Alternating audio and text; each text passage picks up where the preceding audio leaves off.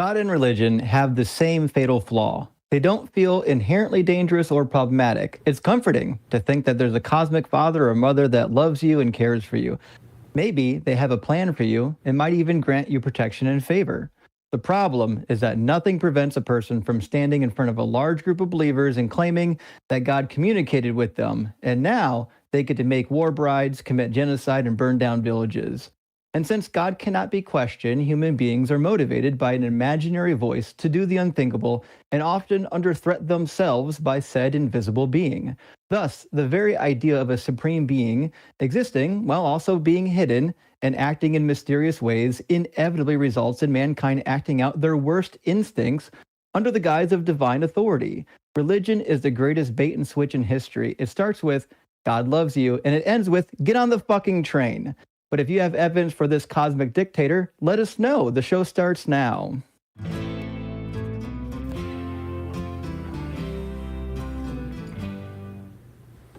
Welcome in, friends. It's April 12th, 2026. I am happy to be with y'all and happy to be with my co-host JMike today. How you doing, buddy?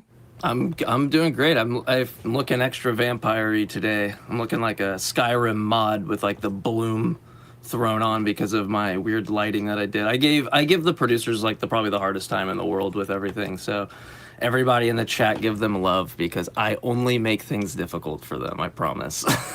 It's a whole vibe though. Yeah. It works. It's not them. It's the vampire's skin. It just like comes off. So I completely understand. But yeah. Then again, we were talking earlier about philosophy and wizardry. Do you find that having at least a little bit of a wizard's beard helps with philosophy?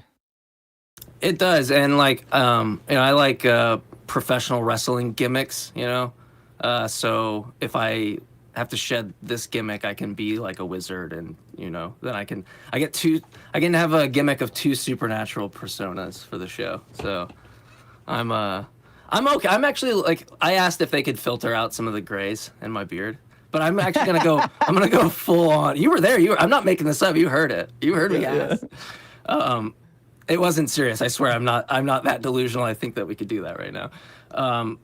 But I think I'm gonna embrace it because I think I realized then it would look pretty cool to look like a. I don't know. Greg said the name, but I'm not good with fictional characters outside of God and Jesus. So you have to help me out. Well, I think all the most powerful wizards that have been in the media have had gray beards. I could be wrong. Mm-hmm. It also like adds like +5 stat bonus to your philosophy. I feel like 100%. Yeah. Well, friends, we've got a couple announcements, and then we've got some people loading up in the call-in queue already. If you want to call in, the number is 512-991-9242. We'd love to talk about your God today. And we've got JMike with us, which means if you've got like a formal syllogism or if you've got some philosophical answer to the problem of God, hey, we're happy to hear it. In fact, I've got a notepad open. I'll take notes while JMike educates all of us on whatever syllogism we're going to be diving into. So whatever your God concept is, whether there's Jesus or Allah or the God of classical theism, as they say, hey, we're happy to listen to the God concept and we'll evaluate fairly. Before that, the Atheist Experience, friends, is a product of the Atheist Community of Austin, a 501c3 nonprofit organization dedicated to the promotion of atheism, critical thinking, secular humanism, and the separation of religion and government. Also, reminder, we are streaming tonight. So big shout out to our viewers on TikTok and on YouTube mobile. If you're watching on TikTok tonight and you'd like to talk to us, you can hit the request button. You'll get joined up to the queue and we'll bring you on stage just as though you're having a TikTok forum. Please make sure that you're over the age of 18, though, in order to comply with our terms of service and also with the TikTok terms of service. We cannot talk to children. That's what priests are for. Nevertheless, we can talk to full-grown adults about the God concepts that you hold, and we're more than happy to give a fair shake. In fact, I used to be a believer. I changed my mind based on what I would consider new evidence, different thinking. So if there was better evidence out there, I mean, I think it would convince me. Would it convince you, JMike?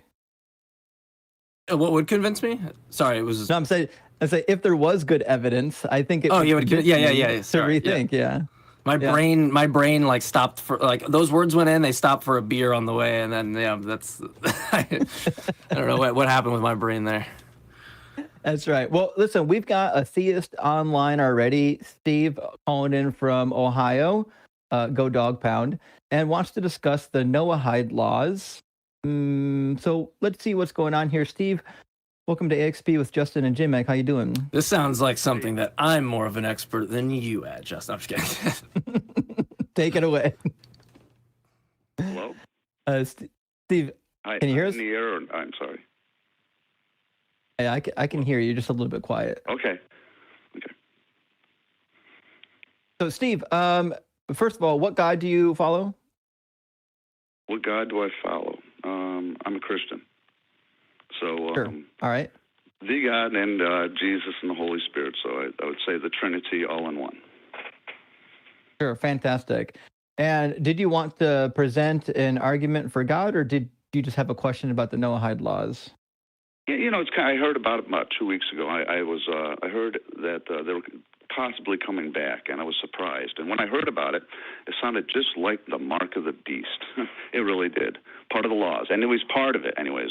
But some laws come along with this. So yeah, I didn't know I was going to be talking about it today, but we'll go ahead and do this. It'll be fine. You didn't know that you were going to be talking about the Noahide laws? Well, what do you want to know? No, I was calling you guys up. I was asking about something else, and I said, well, I was kind of curious about the subject anyway, so here I am. But yeah, I hear the Noahide laws. You guys might know more about it than I do. I'm sure you do. But I know a little bit. And I guess back in Reagan and Bush's day, George H. Bush, they signed something into law. They did something back there, and anyways, it's going to be implemented, part of a reset, is from what I hear. Sure, but we're talking about Noah. Did you want to talk about the Noahide laws? Yes, I do. Noahide laws. Sure. What's your question? Actually, well, the question is, have you heard about them? Yeah, it's basically 7 different laws that are essentially supposed to be pre-Mosaic, even though they do come up into Mosaic laws. So there's like, you can't commit adultery, blasphemy, murder, and then sexual immorality, idols. Although that one Don't forget the idols. No idols. That's the big problem. No idols. I said that like the first or second one. Oh, I didn't hear also, that. Okay. Also, theft, and then also the 6th or 7th one is usually not to eat the blood of a living animal, but there's different variants of that. I've unfortunately cursed God this week, so I guess I'm kind of screwed. The 7th one is kind of generic. It's basically that you just need to enact justice, but that's so vague in the text. It's hard to say if that's really should be considered a law. Real vague. I mean, they do say quite a bit about it, actually. I mean, the Noahide laws, when they put them in, one thing that caught my eye, is just one of many, is you're not supposed to have idols, and they consider Jesus an idol. So if you do that, you can get beheaded, I hear. Absolutely. If you break that law. Well, in the Bible, typically you would be stoned, but if you read the Talmud, they do have 4 different punishments for people that get capital punishment.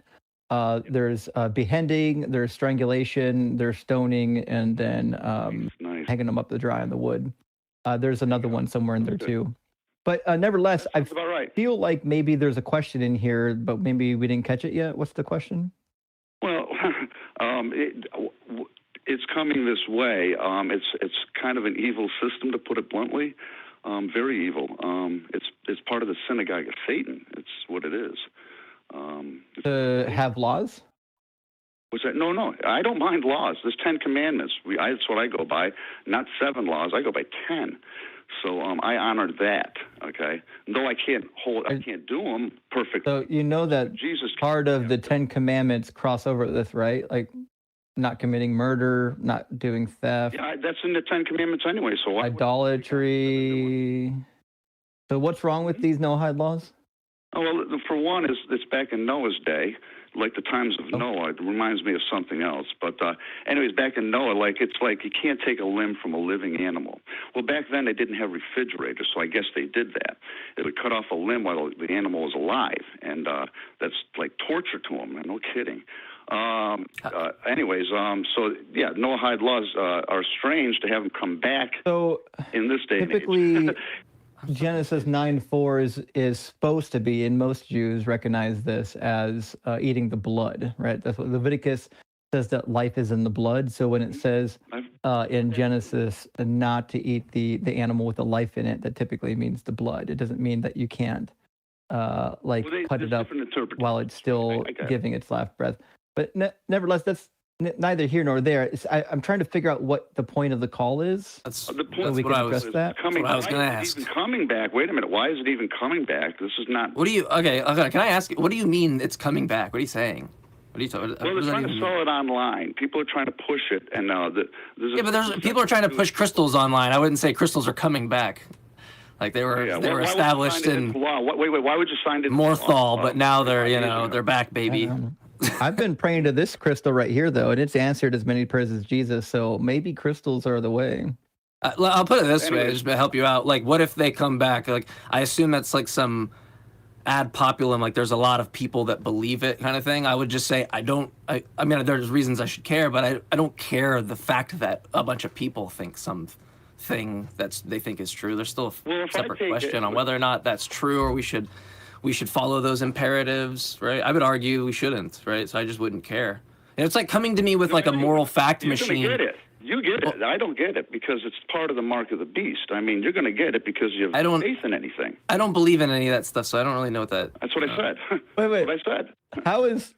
How is the Noahide laws a mark of the beast? Because the mark of the beast is just the name of Nero.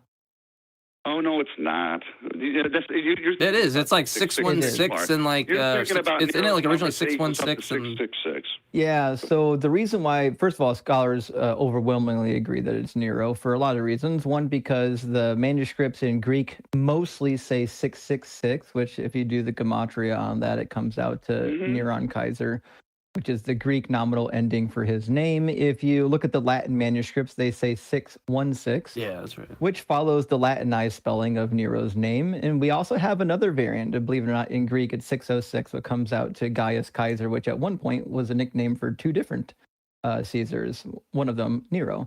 Nice. Nevertheless, I learned something today. Thank you, Justin. Yeah. Well, I would just say don't put anything in your arm your hand or your forehead. I would advise anybody not to do that and mark themselves.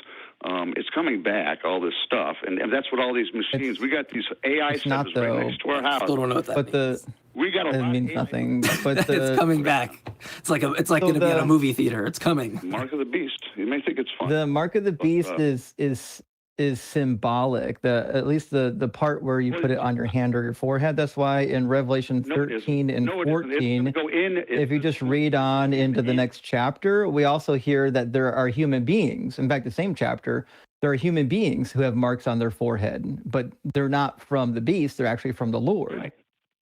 Okay. Yeah, no, I know that. Yeah, I got what you're saying there. I would say that I'm marked with God as far as the forehead. That's what I think with, and the hands are by action. I get that, but this is going to be literal. That's what I'm talking about. Now the laws will come into play. Wait, what do you mean by literal? Because it says in Revelation 14:9, right? Another angel, a third followed them, crying a loud voice, "Those who worship the beast in its image receive a brand on their foreheads, or on their foreheads, or on their hands." But then when we keep reading, when we've got the harvest, it says, "Then I looked, and there was a white cloud, and seated on the cloud, one like the Son of Man, with a golden crown on his head and a sharp sickle in his hand." And then if you keep reading, it talks about how the Christians are going to be reaped, as you might suggest, and they've got a mark on their forehead, which is, these are reminiscent of the Tephilim. So do you know about the prayer boxes? Huh? No. You know about the prayer boxes? I have no idea. Never heard of it. So what they would do, the ancient Jews would put prayer boxes with Bible verses on their forehead, and they would bind them to their hand, according to Deuteronomy chapter 6. So people who wore these were considered sealed to the Lord. That's why we see this language inside of Revelation. It's picking up on this idea that those that are opposed to God will be sealed on their hand and their forehead in the opposite manner to the beast, whereas those who are sealed to Yahweh will have the appropriate seal on them. Right. Okay, well, all I know is, for one thing, is you don't take any marks as far as putting anything to buy, sell, or trade with. It'll be something that actually goes to the computer system. The computer system's part of the beast. It's everywhere. And that's what they want to implement. I mean, it's right. We got this huge buildings everywhere right next to us. By the way, it's actually about a mile down the road. A strip of buildings. I live in Ohio and Columbus, Hilliard. What does this have to do with Mark? This is completely unrelated. Revelation 14:1. Look, there was the Lamb standing on Mount Zion, and with him were 144,000 who had his name and his father's name written on their foreheads. Do you think that the Christians, the 144,000 Jews who essentially become Christians, that they're going to have Jesus and Yahweh literally written on their foreheads? Well, who knows? But I will say this: that you're talking about the 12 tribes, at 12,000 from each tribe. That's the 144,000. The Jewish people that have never defiled themselves with a woman. That would not be me. I've defiled myself with a woman, so I'm not Jewish, even though, blah blah blah. But you're not supposed to take the mark of the beast. I want to. Here's the deal: the Noahide laws will go with this, and if a Christian takes, they are damned to go to hell. They cannot take this mark or the Noahide laws. They go together, I do believe. Sure. And if you do take... but the Noahide laws aren't related to the mark of the beast. The mark of the beast is about Nero, and the Noahide laws are just laws that existed prior to the laws of Moses. So the reason why Noahide laws are making a comeback is because there's a lot of Christians that are deconverting from Christianity and going to Judaism because they're recognizing that Christianity is not a logical extension of the Hebrew religion. So, and I agree with them. I think the Jewish are right to have Jesus murdered in the way that they did because he committed laws against their own religion that were worthy of capital punishment. So a lot of Christians are saying, hey, maybe this Jesus thing didn't work out, but the God of the Hebrew Bible is still real. So what do I need to do to be part of that religion? Well, they don't have to follow the 614 laws given to Moses because that's a specific covenant with a specific people. So most Jews, when you have a goyim or a goy convert to the religion, they'll say follow the 7 Noahide laws, the pre-Mosaic laws, rather than trying to stick to the 614 laws. So that's why it's making a comeback. I say something, the 7, that's like titles. There's at least 100 laws that come along with that. You got to mention that. You forgot to mention that. That those are more or less titles for, and then you have to get into depth. And they say there's like 100 of them. And I've heard that over and over. So you might want to tell your audience that much, that there's 100 laws that come with it. And blasphemy, don't do that now. What 100 laws that come with blasphemy? What? The Noahide laws. Those are like...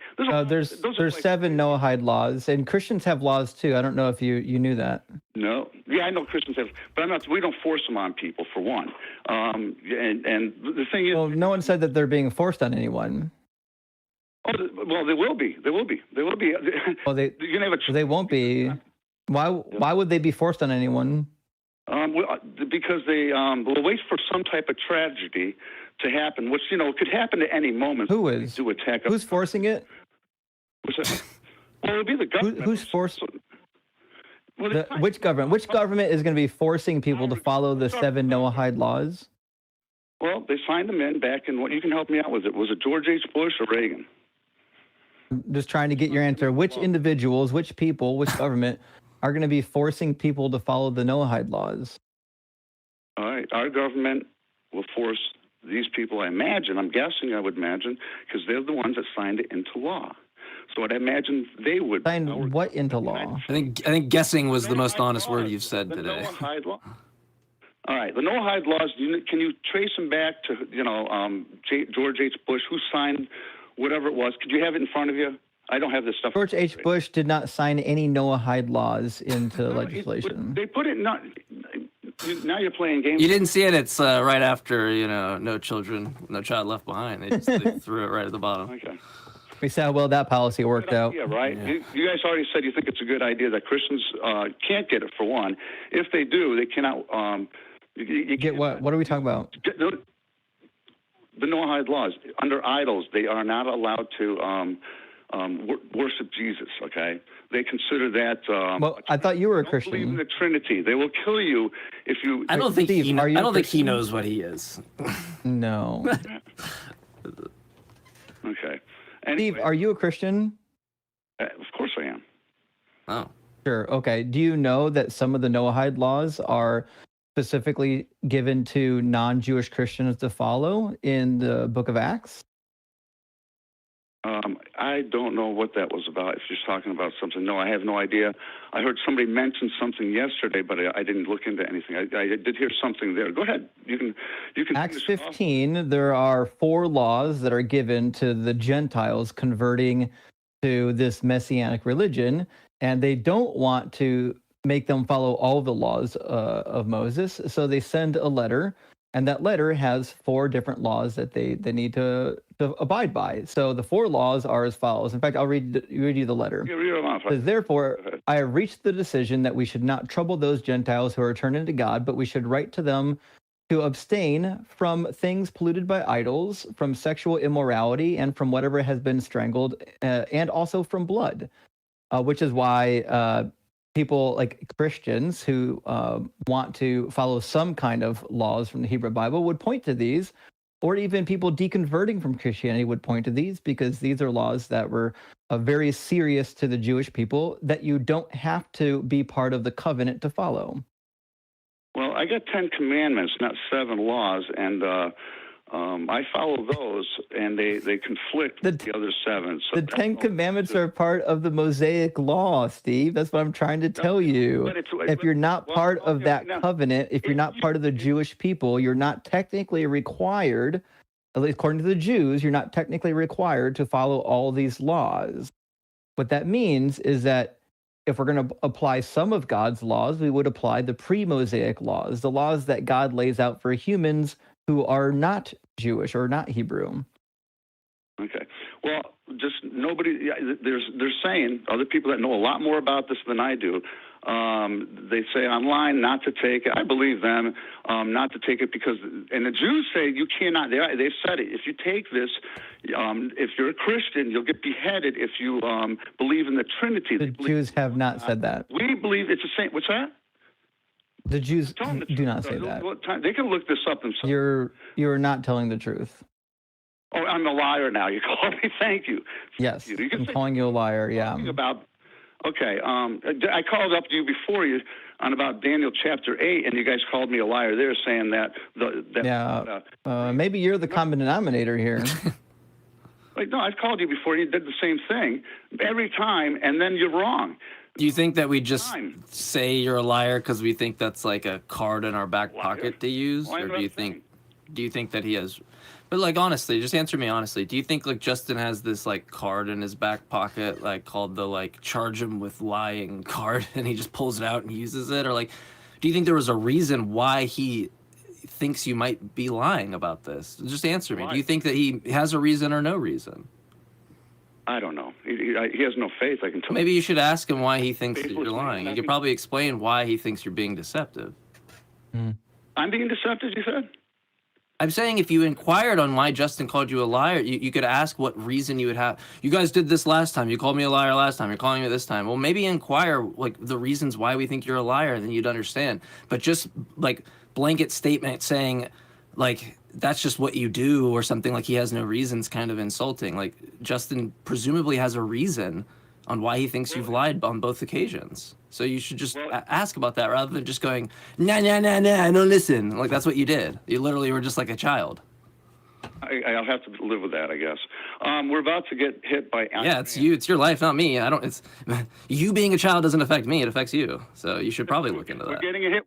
I'm telling you right now, Iran is going to put one together. I've talked about this many years ago with you, and you hung up on me, and you said I was crazy back then, and I talked about we're going to go to war. I said we're going to go to war with Iran. 6 years ago, I called you, and Trump was going to be king, and you guys laughed, and I said, wait a minute, and you guys laughed. I would laugh at you, yeah. I don't know that I've done AXP for 6 years, so I don't know. Yeah. Me. Iran doesn't show up in the book of Daniel. In fact, it doesn't show up anywhere in like the prophecies. So the book of Daniel ends with the final kingdom being the Macedonians, and they're supposed to get wiped out by God's kingdom. So talking about we're going to get hit. It says it so in Daniel chapter 8, verse 8. We're going to hit. It says, therefore, anyway, I'm not going to get into it right now. The final kingdom in Daniel 8, verse 21 is the kingdom of Greece. The male goat, that's the final kingdom. Says the male goat is the king of Greece, and the great horn between his eyes is its first king. This is Alexander. So is this the beast that come out of like the water And I'm trying to think of it. That's in Daniel, right? Like they So, represent there's- these rulers and societies that are like kind of metaphorical. Is that what you're from? Sorry, it's been a long time. There's a couple different beast prophecies. This one, they don't come out of the water. There's a ram that has two horns, signifying two united kingdoms that gets devastated by another beast, and the other beast is represented as the king of Greece. I see. So if the king of Greece is the shaggy goat, if the king of Greece is the final kingdom, then Iran has nothing to do with this. And in fact, this is about the Greeks way back in the 2nd century. No, it's not the final kingdom. Listen to me. You guys got Daniel chapter 8. We're in verse 7. And it's epic fury. Oh, no, we're not. It says right here, and he came to the ram that had two horns, which I see standing before the river, Persian Gulf. What are the horns? What do the two horns represent? He goes, I stand by the Persian Gulf. Like, just blows by it. Don't question Persian fucking Gulf. Hey, and just hit us with like the DX, like suck it. It is totally 100% Persian Gulf. Blow by it. Everything in chapter 8, Steve, is about Antiochus Epiphanes. Antiochus Epiphanes is the guy that comes in and tramples the sanctuary and the city. That's Antiochus. That's 1 Maccabees chapter 1, verse 30. So this is referring to what happened under Greek rule. It was written in the middle of the Maccabean War, which is why it keeps referencing stuff during the Maccabean War. This has nothing to do with anybody later. The kingdom that is represented by the ram with two horns is obviously Medo-Persia. Yes, it is. It's Persia. And it also says in 17. Yeah, and they're done. And 19 is time of the end. Yes, the time of the end was supposed to be the 2nd century. It says, as for the ram that you saw with two horns, these are the kings of Media and Persia. And the male goat, that's the final kingdom, is the king of Greece. And the great horn between his eyes is the first king. And for the horn that was broken, in place of which 4 others arose. Well, that's the division of 4 of the kingdom of Greece after the death of Alexander. 4 kingdoms shall arise from his nation, but not with its power. This is clearly talking about what happened to the Greeks. They envisioned that after the breakup of the Grecian kingdom and after the defeat of Antiochus Epiphanes, that God's kingdom would finally be realized. And it wasn't. It was realized for maybe 75 to 100 years before they got beat down again by the Romans. Okay. It says time of the end. I can't make it any clearer. And it says twice. I know. They thought the time of the end was then. That's my point. I'm telling you, you're going to get hit. We're going to get hit real hard. And we're not worried about that. We're going to go down on this one, buddy. I'm sorry. All right. I think we're now officially just off the rails, so we'll just move on. Yeah, we'll just put him back to bed and move on to the next caller. So this is a good. I have you, so I can ask you because like maybe a lot of my own ignorance just comes into play here. But like, yeah, because you said the Persians, but it's like, but you have like what I'll probably mispronounce the Ptolemies, Euclidic kings, the Persians, like all of like they're just kind of getting their ass kicked like over and over. Like we're God's chosen people. It seems like you have like all of these kind of chances to kind of think like, yeah, this is it. Is that far off the mark, or am I? Because I'm kind of just playing a little guessing game there. No, you got it. That's actually the point of apocalyptic writing. In fact, James Vanderkam did a really good book on this. Also, in the Old Testament Library series, there's a good book on apocalyptic visions and how they function inside of Judaism. But the idea is, hey, I know things are bad now, but just around the corner, it's gonna be great. And so that's why in Daniel 7, Daniel 8, Daniel 9, Daniel 10, they keep giving these images, but the last entity in all of these visions is always the kingdom of Greece. Yeah. That's why the final battle that the Archangel Michael is waging is going to be against the prince of Greece. Mm-hmm. So like that's the end. And then God's kingdom is going to be realized. Yeah. Yeah, that I've listened to like Paula Fredrickson a little bit on this kind of like stream that runs through like Judaism. It's like apocalyptic Judaism around like the intertestamental period up till, like the first books of the Bible. And it's probably I don't know a ton about it, but it was the most as someone who's never been a Christian, it was the most eye-opening, like, change of perspective that I've had leading up to Jesus and my view, which is the standard view of his kind of apocalyptic message that gets muted in Matthew and then like casted away in like Luke and John and Gospel of Thomas and all that. So that stuff's so fascinating. It's so fucking fascinating. It really is. It really is fun literature. And the reason why you can just know that it's not about Jesus for a lot of reasons, other than that it's talking about the 2nd century, is the one who is like the Son of Man. They think that's Jesus. It's clearly Michael the Archangel. I was going to ask you that because every time I talk to someone, was it Daniel 12? What is that? It shows up in Daniel 10. It shows up in Daniel 7, verse 14, and it shows up on a couple of occasions. But if you go to Daniel 10, it's clear. It says again, one in human form touched me and strengthened me. Well, this happens when the angel touches him. The author of this book describes these archangels as being like the Son of Man, and then also like the Son of God. There's some kind of an in-between. And so in Daniel 4, when you hear about the fiery furnace, that individual is referred to as one like the Son of God and also an angel. So we know the angel for sure is directly identified with someone who looks or is like God, and is directly identified as someone who looks or is similar to a human, which is why in Daniel 7, when we hear one like the Son of Man, we're like, oh, well, it's just another fucking archangel. But that's it. It's not Jesus. Yeah. Yeah, I think I've heard like Tabor or someone talk about the Michael stuff, but it's like, is it James Tabor? I'm trying to think of it. Yeah. James Tabor might mention a little bit, but John J. Collins for sure. Okay, maybe that's it. I remember like it sucks because you talk about a lot of stuff, and I'm like, I vaguely remember like listening stuff. I wish I would have retained information and then been able to impress you, but yeah, whatever. I remember the Bible stuff like you remember the philosophy stuff.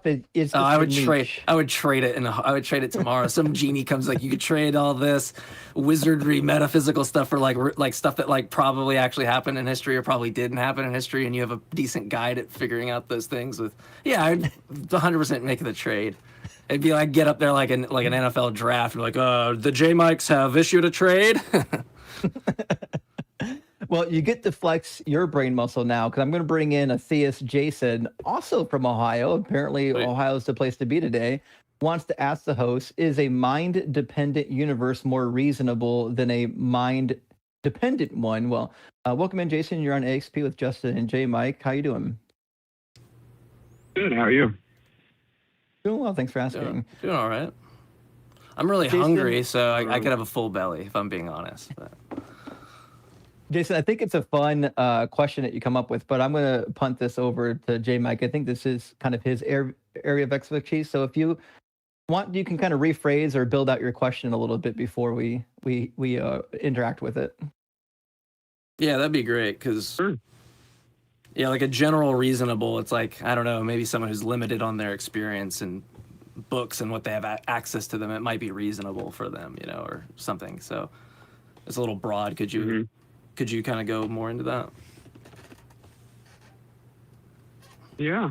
I mean, I guess I like to think intuitively. I like to approach things like intuitively too, to see things. But like you said, I mean, intuition can vary. Yeah. But yeah, like I had gone through like a hard time when like few years ago, maybe like 2 years ago, 3, I forget.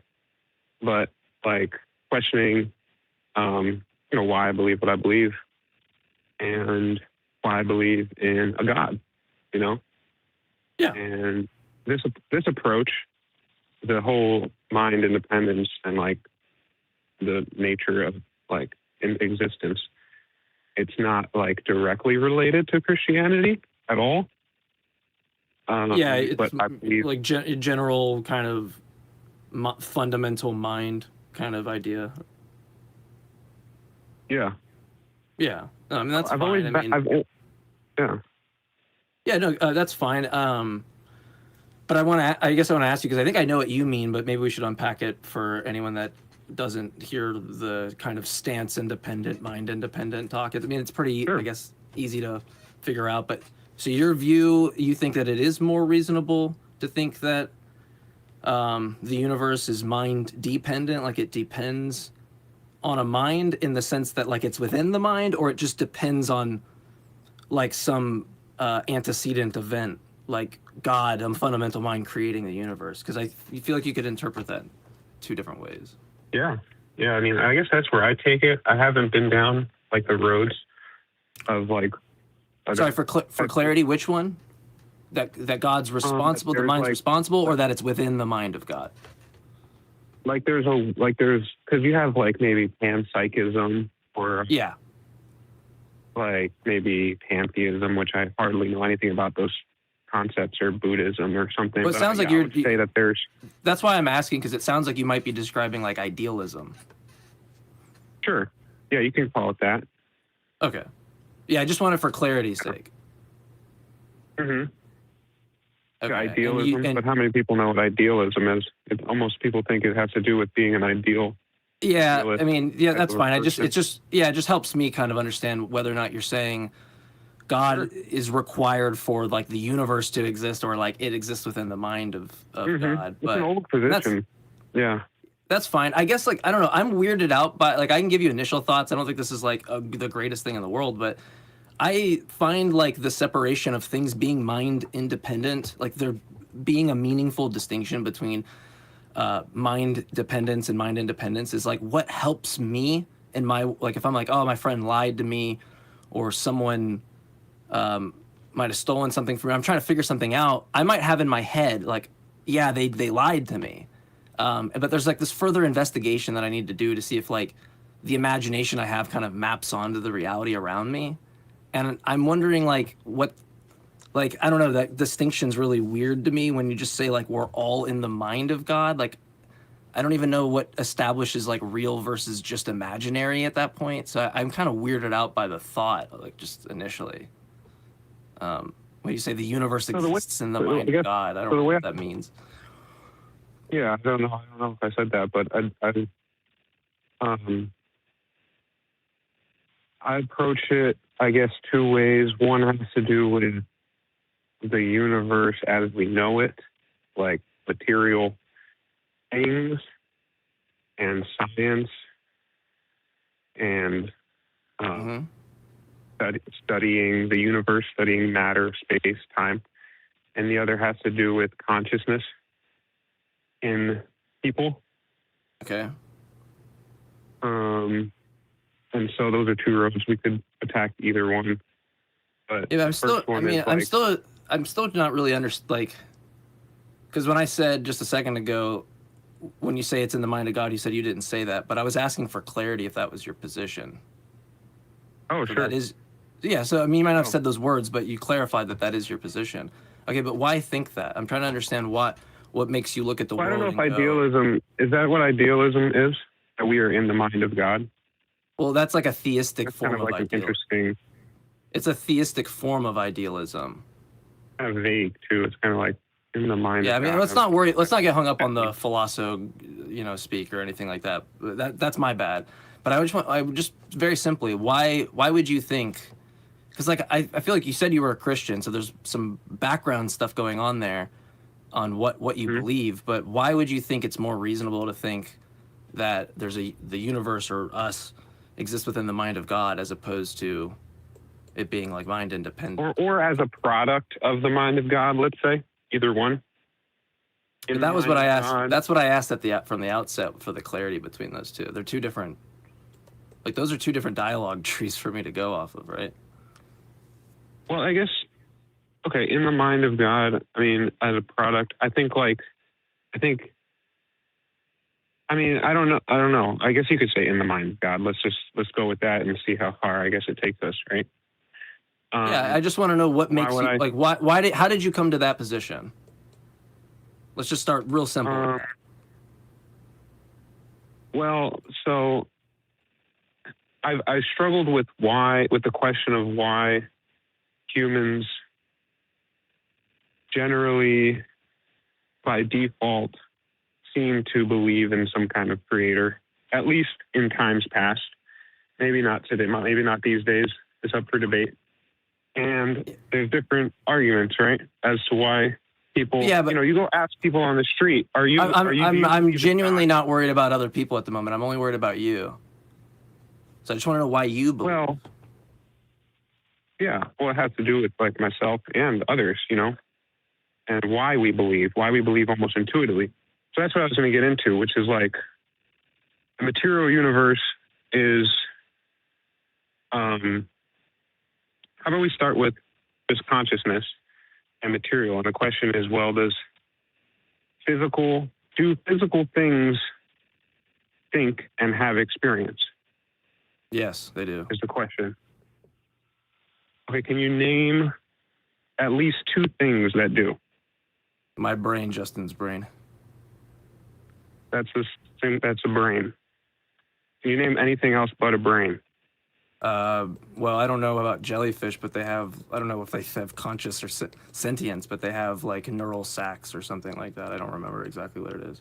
But I don't know. Look, there's things that have quality experience. I don't need to have like a 1, 2, 5, 7, or 8. I mean, there's physical things and they have qualitative experiences. Anything with a central nervous system. Yeah, I mean, we can go with that. That's fine. So you have one thing in the entire universe that's you're claiming is physical and has. I don't know what the veracity of whether or not it's true matters on like if it's singular or there's a plurality of things. It seems epistemically irrelevant, right? Well, I just think that. You think that if there's if you think there's only the central nervous system that can experience consciousness, that somehow should make a physicalist like shaking their boots, because they would just laugh. They would just go, "I don't care." They would just go, "That's an insane like qualification that you have for truth," right? Well, if there was like two things, like a Schmenschel Schmervis system, then we'd be talking now, right? Like that's kind of what you're saying. I mean, okay, let's say like. And by the way, on your view, you only have one thing, God, and everything's in the mind of it. So I don't really think you want to make that claim, right? It just seems like self-defeating. So we know matter or physical things are subject to gravity. And what material things can you hold? I can list like thousands. But I'm failing to see where we're going with this. I'm not trying to be rude, but I've yet to gather any insight on why you believe that the universe is mind dependent on God. I have no insight on. I genuinely don't have I couldn't even, if I tried my hardest to apply a principle of charity, figure out what the reason might be. I've just heard like some people and. Well, that's one reason. Physical stuff only has one thing that has consciousness. It's one reason to lean in that way. If you can only name one thing in the entire universe that does, a good reason to question it, I think. No, I don't think so. Like you say because there's a specific. No, because look. Just the central nervous system has a property of matter that no other system, material system has. You could make the same argument with like computers and display screens. Look, there's only like a couple of these things that display images, or like you could do this with anything, and I don't see how it seems like a total waste of time to focus on the number of things in the universe that could amount to consciousness. You just look, if I have a view, let me just tell you, I have a view. You need some type of physical substrate to have consciousness.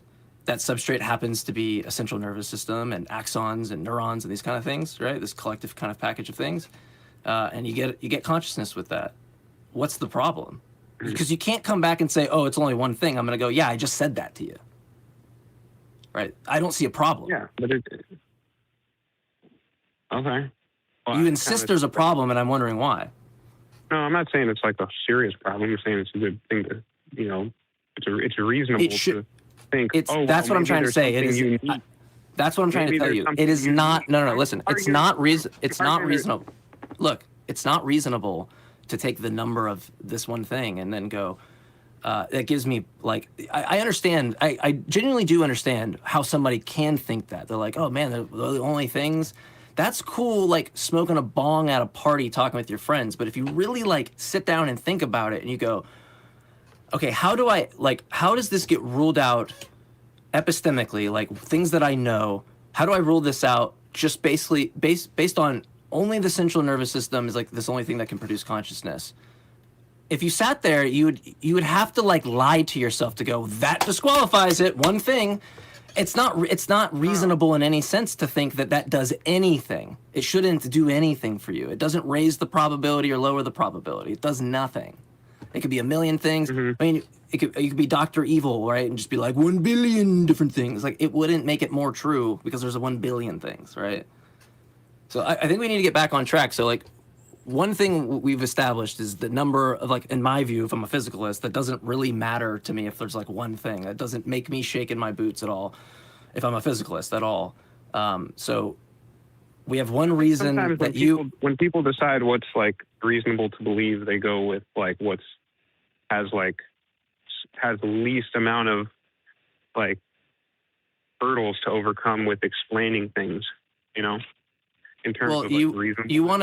You want to trade off between the things that you like postulate versus their explanatory power, right? You don't want to like just add a whole bunch of things. There, I agree with you. If I just started to explain consciousness and added a whole bunch of things into my hypothesis, it wouldn't do me favors if I don't need those things. But that's what I think is actually favorable about the position I have. I don't need the this like mind of God that within it has the universe. I just have the universe, right? I can just shave off the mind-dependent God part of it, and I can explain consciousness just as well as you do. And so, like, for me, it seems like it's the opposite of kind of what you're saying there, is that I favor. So if we move because on. I don't have an extra postulate. Like, you believe in the universe, so do I, but you believe in God. And it seems like it's up to you to show me why I need to have that extra postulate, right? Like what the position on your side should be. No, Mr. JMike, you actually can't explain consciousness, not because of the one central nervous thing, but because you don't get adequate explanation without it being a mind-dependent product of God. And that's what I've been trying to get an argument from you for, right? Because everything else isn't going to do anything for me. Mm-hmm. Sure. So can we say, let's talk about consciousness. Can we say consciousness is... I don't want, I want to talk about, I want you to tell me, unless this has to do with it, I want you to give me a reason why I should add God. Look, I have the universe, and I think the universe is not mind-dependent. I think it's independent of minds. It exists. Now, you think that there... relations. You think that there's a God, and within that, there's the universe, or you've played with the other idea that there's this product of the universe. That's an extra entity, right? Me and you agree there are electrons, there are chairs, there's things in the universe. We all agree there's suns, right? Mm-hmm. Okay. You know what I don't believe in? God, right? So you can show me that, look, Mike, you don't get an adequate explanation unless you do this postulate. But until you do that, I'm just going to like leave the call going, I don't need this additional postulate in my theory. My theory is working and operating perfectly fine without this fundamental mind. So it seems like if you wanted to convince me, I'm not saying you have this, like, oh, you have to go around and convince me right now. But if you had the goal of helping me see your side or convincing me, what you should do is show your explanation without that thing is inadequate, and here's why you need God. But you keep talking about like other people and stuff like that, and I'm not understanding. I'll try. Yeah, go ahead. I'll try not to cut you off too. Actually, producers, give them a minute on the clock if you have that up. So you have the universe, and you have space, time, matter, and you think about, there was a philosopher a long time ago who wrote this book and was on this subject. He took like an apple, let's say, and he reduced it down to its qualities and, the qualities of the apple, until he realized that so just what he did was he asked about the color of the apple. Apple was red. Then he asked, well, is red an intrinsic property of the apple? And you would say, well, no, it's in the eye of the viewer. So it has to do with like, reflective surface properties and photons and like the cones in your eyes. Right. But the experience of red is not without the eye, right? Like the seeing of red. Well, for us, yes, but there are different intermediate stages of like eye development that you can see in different species right now. So, but for us, yes. Yeah, but that redness is not like intrinsic. That redness we ascribe to like an apple is not part of the apple. No, it's a collection of it's the collection of the reflective surface properties, right? It's a in conjunction with the photons hitting that surface and are bouncing back to our eyes, right? There's a big, yeah. It's not like none of that's mind dependent or dependent solely on me. The experience of the redness. Yeah, if there were no photons and reflective surface no one properties, to look at the apple, there would be no redness for me to observe, right? Yeah, if no one was looking at the apple wouldn't have a color, right? Sure. I don't really know where we're going. Like, if you're going into Mary's room or something like that, we can talk about that. But that seems like we're shifting, because I don't know that this is about physicalism. Okay, I don't know that this is about physicalism or idealism. This is just like whether or not you can show me that there's a mind independent, there's a universe. Well, I'm showing you that the universe is built on like things to be experienced by a mind.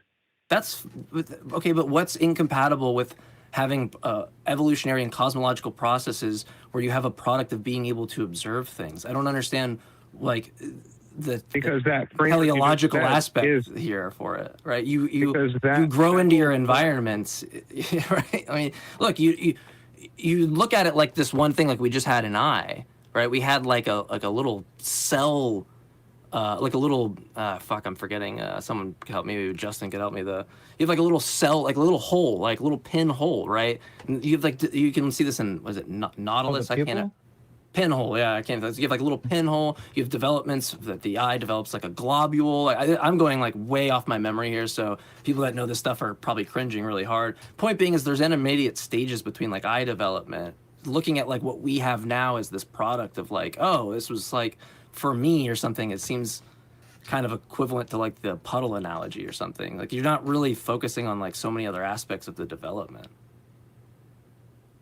So you're pointing to the evolutionary like processes that happened before human minds emerged. Okay, 100%. But by doing that, you're assuming the existence of a universe that's built. What am I assuming? I'm looking at the universe. The existence of a universe that is completely without any mind whatsoever. I'm saying that mind is God. I understand that's your position. I've come to a position that such a being doesn't exist, because look, when I look at the views and I compare those views, I can explain the same data without extra postulates. I'm going to do that every time. With anything in my life. If I don't need that extra thing in my hypothesis, I'm going to shave it off. It's not needed. It's an idle wheel in your explanatory housing. Why would I use it, right? It's like having a chair you don't use. What the fuck would you have it? It's almost like you're removing a postulate that is like necessary. I'm in fact not doing that, because I've explained to you that if you could change my position by showing me why that postulate's needed. I didn't say it's like saying I don't want to believe in gravity and I'm just going to go ahead and explain the world without brother, do this with God. What the fuck are you talking about? Don't compare it to something that I demonstrate in front of you. Do this with God. Do that.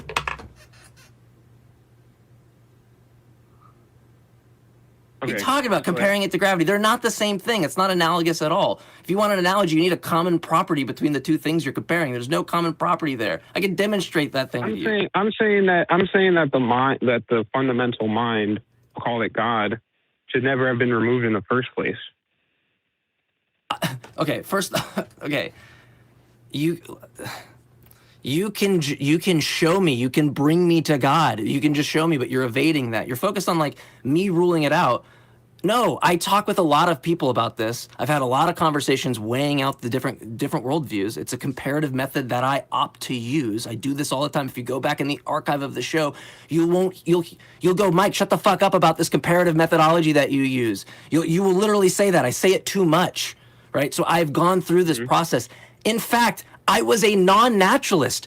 I was a dualist. I believed that there was a non-physical component of the mind.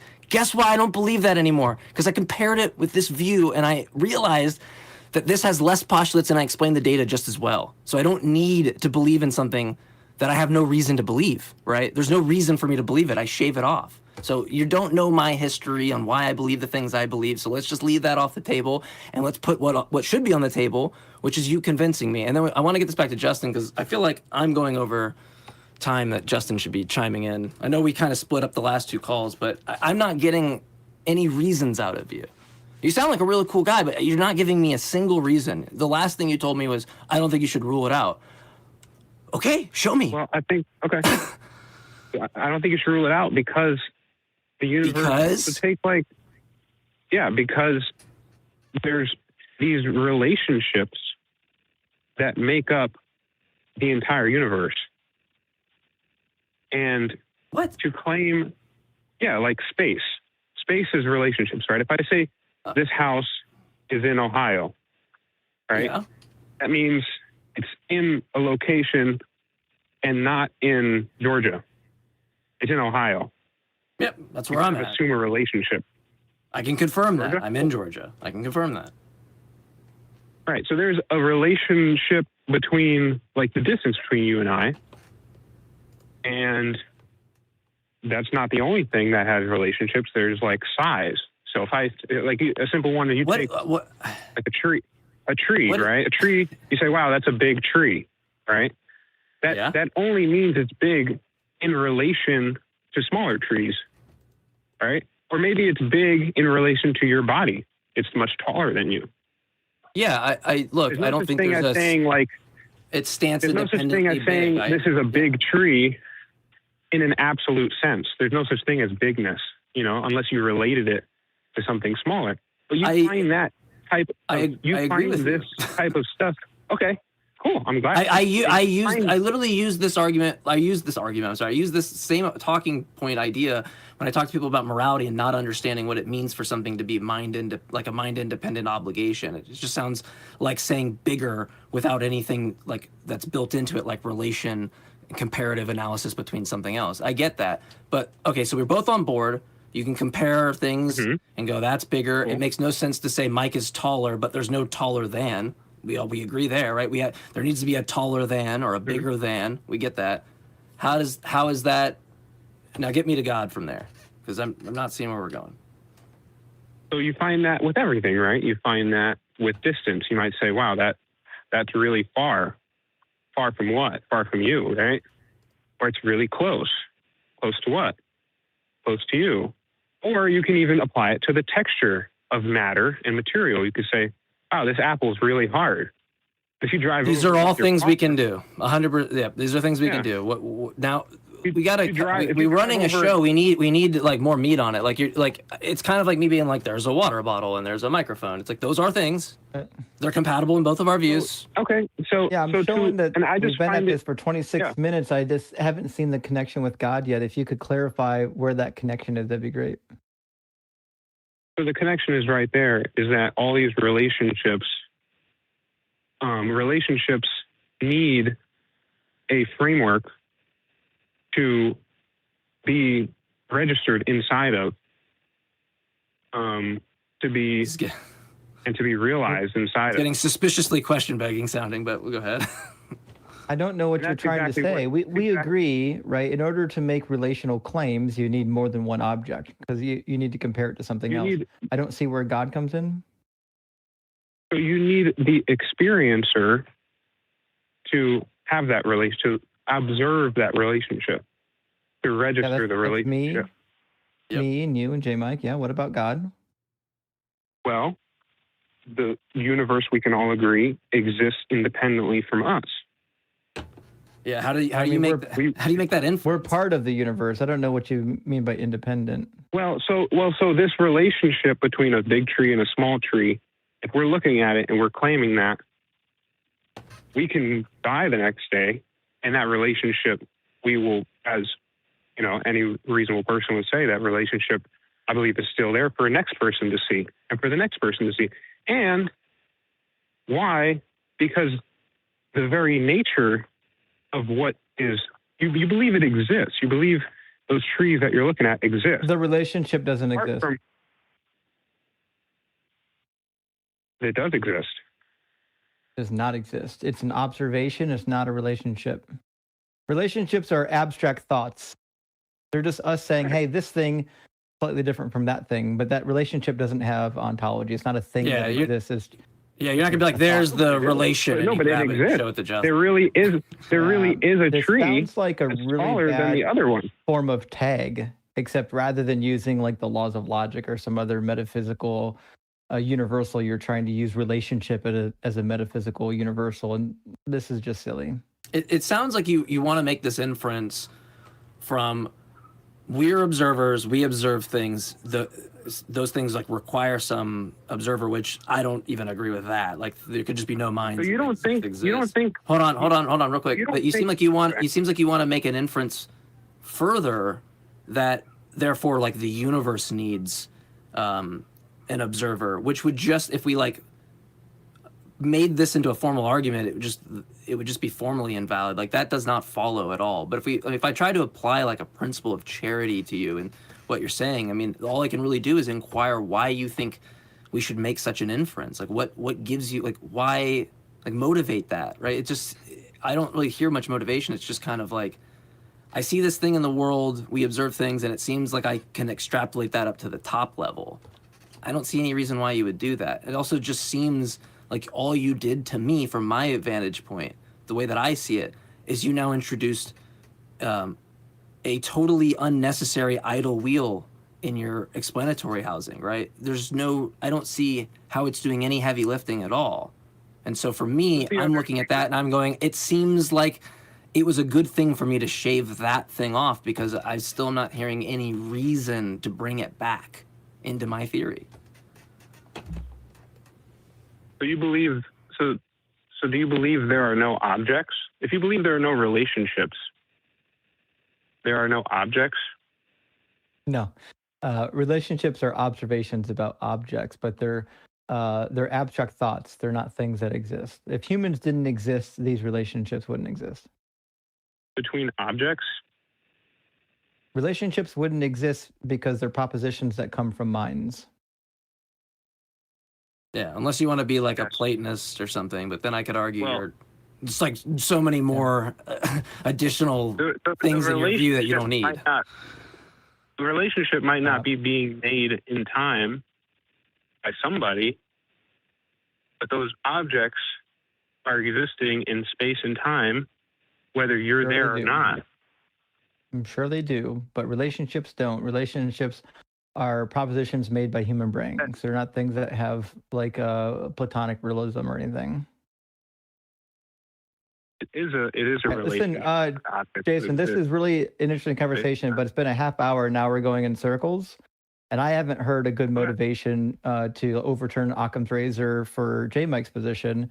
So I'm left to conclude that our explanation of the universe without God is just simpler and cleaner, and I don't have a reason to adopt either a God or universal relations. So thanks for calling in, though. I mean, you sound like a nice young fella. We appreciate you being cordial, but we do have some other people waiting to get in, and we don't have on these Sunday shows aren't all that long, so we do have to cycle through guests. Okay. Yeah, and that last point is super important. Yeah, have a good one. That last point is super important, just because with what I had from the call screener, which what he said to the call screener was, is it more reasonable to believe in a mind-independent versus mind-dependent universe? And so I tried to offer up a view, and let's see kind of what's more reasonable to believe. And I'll leave that to the audience, what they would think, right? Yeah. Well, friends, we've got more people waiting to get in. Before we we're going to get Pushback Ministries from the TikTok queue. Before we do that, we just got a couple more announcements before the show gets too late. or rather too long in the tooth. So let's go to a couple announcements and then we'll bring in our next guest. We want to bring in Jamie, our friend Blind Limey, to talk about a May event. Do we have him on tap? Jamie the Blind Line here, and I've got some interesting news for you. On Saturday, May 16th at 6 p.m, we'll be hosting our 24-hour We Are Here live stream and fundraiser to highlight secular voices around the world. We've invited dozens of your favorite content creators like Genetically Modified Skeptic, The Antibot, Justin DZ, and more to let the world know that we are here and we're not going anywhere. If you're here in Austin, come join us at the Free Thought Library at 1507 West Koenig Lane. Well, we'll be kicking things off in style.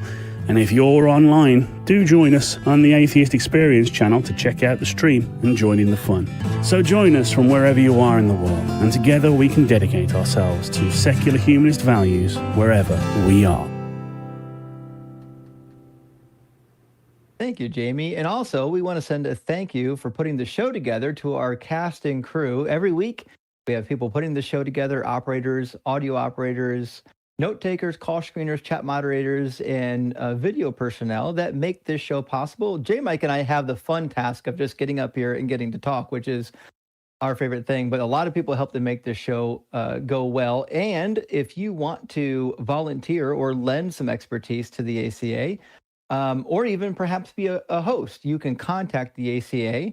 And let's see, contact the ACA at volunteer@atheist-community.org to get involved. I got to say it again because it's a long one. Volunteer@atheist-community.org. Always looking for people that can help out. If you have the time and a useful skill for the ACA, we'd love to talk about how we can get you plugged into the events. And now with that, we said we're going to bring up Pushback Ministries from our TikTok queue. So let me grab them and hopefully we'll get some debate. And there we go. To the Spina fam, I will be emailing you back about the fundraiser. So I will be there. Welcome, Pushback Ministries. You're on XP with Justin and JMike. How are you? Hey, how's it going? Doing well. Are you at least 18? Yes. Awesome. Just checking for TikTok terms of service. And do you believe in God? Yes, I'm a Christian. Awesome. And what do you think would be a good argument for your God existing, or did you come to talk about something else? No, we can do that. I'm not a Phil bro, but I do believe if I could piggyback on the other callers, I think he was trying to get somewhere, but he was kind of like, going off a little bit. But I do think metaphysical concepts is a strong argument for the existence of God. Numbers, mathematics, information, time, things that are good. Mm-hmm. I agree that those are interesting. I don't think that numbers actually exist. I fall into nominalism. JMike, what are you classified as? I'm also a nominalist. I was a Platonist, though, so I've been a Platonist. I've argued Platonism. I have arguments for Platonism. I just don't think they work.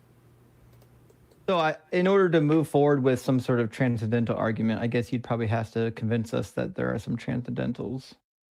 Right. So I would say one of the things that made me become a believer is because I was really into science before I became a believer. And, I started to think about it. And to get to the transcendentals is like I realized that mathematics perfectly describes the universe in equations. And I had to ask myself seriously if I think that everything came from blind, unconscious, random forces, then why would there be this background language that perfectly describes things like engineering and gravity and the speed of light, and they can be perfectly articulated, formulated, and then used practically, and that they're invariant, and that's when I started to become a believer, and I realized that the Christian worldview was the most coherent worldview. So there's a lot there. I would say I think the Christian worldview is like the least coherent because like it just violates the laws of logic. But outside of that, I don't know why we would assume that any of the things you listed are related to God. I don't believe that numbers are a thing that exists that just happened to be there that we discovered. Seems like numbers are more like the English language where we invented words to describe concepts. Yeah, I would say that that's not an accurate description because numbers are universal. Whereas, so with the English language, you've got different languages, and you can have completely different words and completely different sounds. But numbers are a universal concept, meaning they're So cross languages. They numbers describe the universe. are just like languages. They're describing an idea. Like, so if we have the idea of a tree, every language has its own way of saying tree. Yeah. But the idea tree though is still there. It's universal across all languages. It's like no matter which language of math you're speaking, whether you're doing Roman numerals or you're doing binary or you're doing like standard integers, like these numbers are languages to describe a concept. It's not like they exist transcendentally. And if they did, I mean, I'd love to know where I can find them. Yeah, no, absolutely. So we're looking at like the number, like when we write the symbol down for the number 7, or when I say the word 7 and then convey the thing to you that is 7, it's different when you need 7 protons and 7 neutrons to balance this particular substance. And that's always the case. It's not mind contingent. So you're speaking on mind contingent things, which are how we describe things. Yes, numbers are not mind contingent. Numbers are. Look, if you have like 7 acorns, you have what's there are the acorns. Like when we take brains and then just make descriptions about the acorns, like there's 7 or something.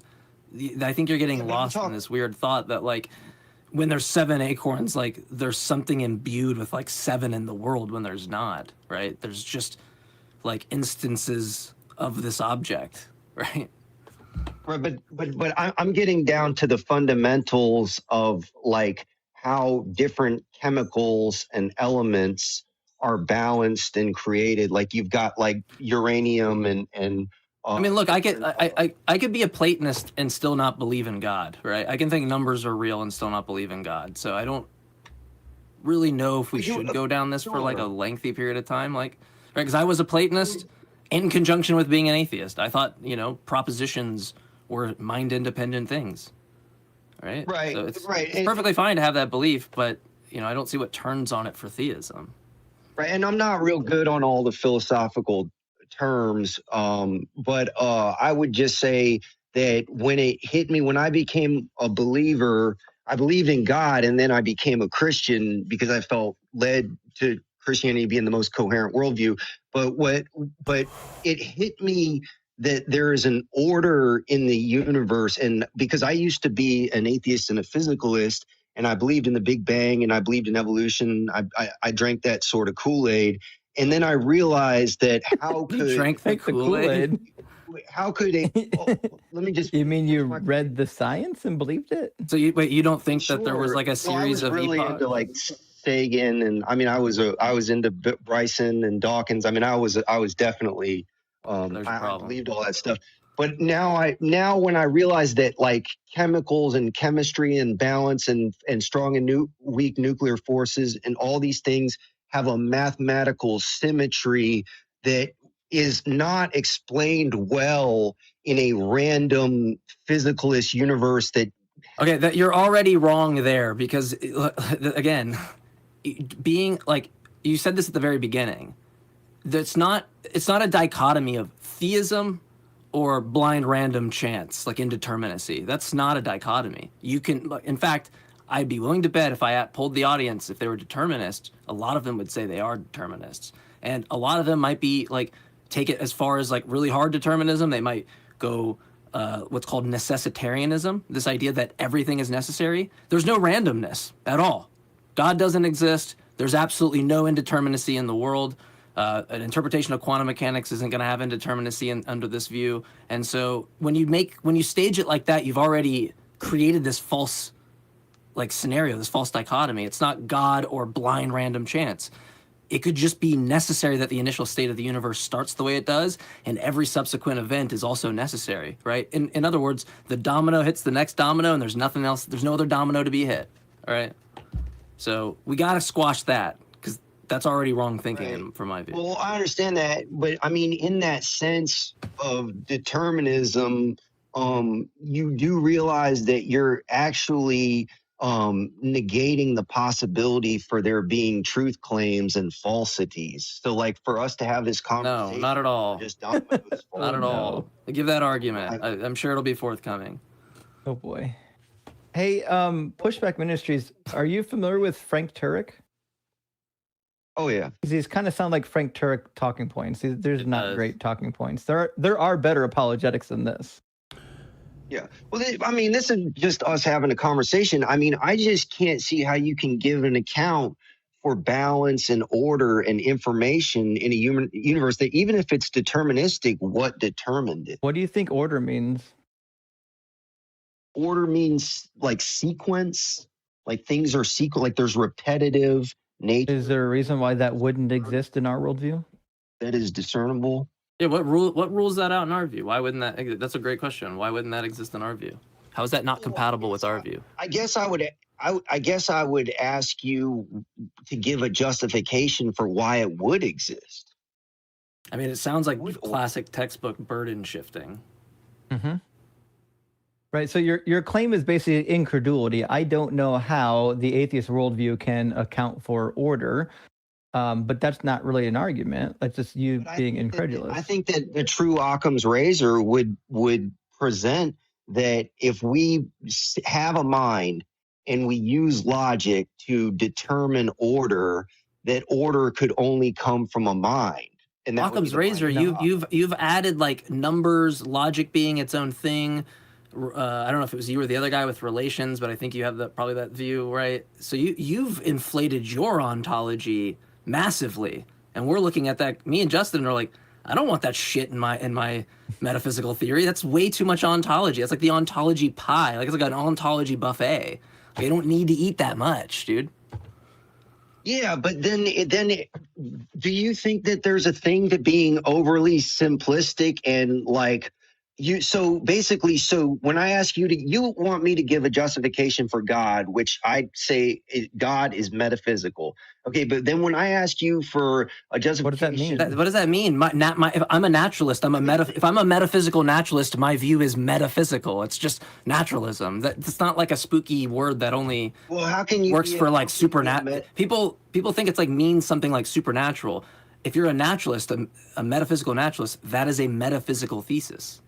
Physicalism. What's a metaphysical thesis? What is a metaphysical naturalist? I'm not a philosophy guy. Oh no, that's fine. Like for me, it would be like if I said I was a metaphysical naturalist, what somebody like myself might say is that there's like causal closure might be one thing that they go. There's nothing outside of the universe. There are no gods or goddesses. So like for me, I would say, look, every possible world, the universe starts with an initial state, and that initial state is necessary. There's no like gods popping in and out, but that initial point of existence, that is metaphysically necessary, right? I'm talking about metaphysics, talking about the grand scheme of some view, but it just doesn't have gods in it because theism doesn't monopolize metaphysics, right? I understand, but isn't it fair for a theist to say that that's question begging? You get to just say it is because it is. No, I can understand how somebody, if I'm telling them my view, I can understand how they could misunderstand what I'm saying and charge me with question begging. The problem is that I have independent motivations that I'd be happy to compare the view with somebody. It's not just foot stomping or begging or question begging. It's going through a view. Like, look, you don't have to have a view at all to do this process, really. Like, you don't have to have an established view. You can look at two comparative views and see which one you think wins out. And you do this with enough people or enough positions that you start to iron out, well, look, idealism, Platonism, property dualism, all this kind of stuff that I believed is slowly getting ruled out as I compared this with some of my friends or in my own head. And so for me, it wasn't question begging because I came to this position from the antithesis of this position, right? So I don't know how I'd beg the question on a position I didn't hold in the first place. Right now, it's true. I could like beg the question when I talk to you, but what I'm gonna end up doing is trying to compare our views and show. Look, I think that my ontological economy, in other words, like all the things that I have postulated in my, my theory or in my framework, it's not as much as you. And I think there's a good reason why there's not as much because I don't need that much to explain the data, right? And we go through it. We just go one by one. I look at you and you say, well, you think God created the initial state of the universe?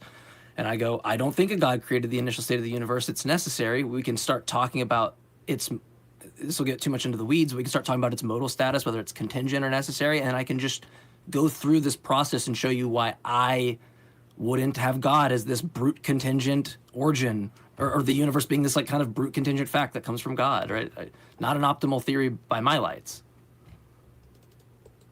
Yeah, I mean, I understand, but again, I mean, when it comes down to it with me, I mean, as far as we know, the information and order are mind contingent, and your justification is that was just the initial state of the universe, and my justification is no, there's a mind because information is mind contingent. It is the Occam's razor that a mind created order and created the universe. It's not Occam's razor. Look.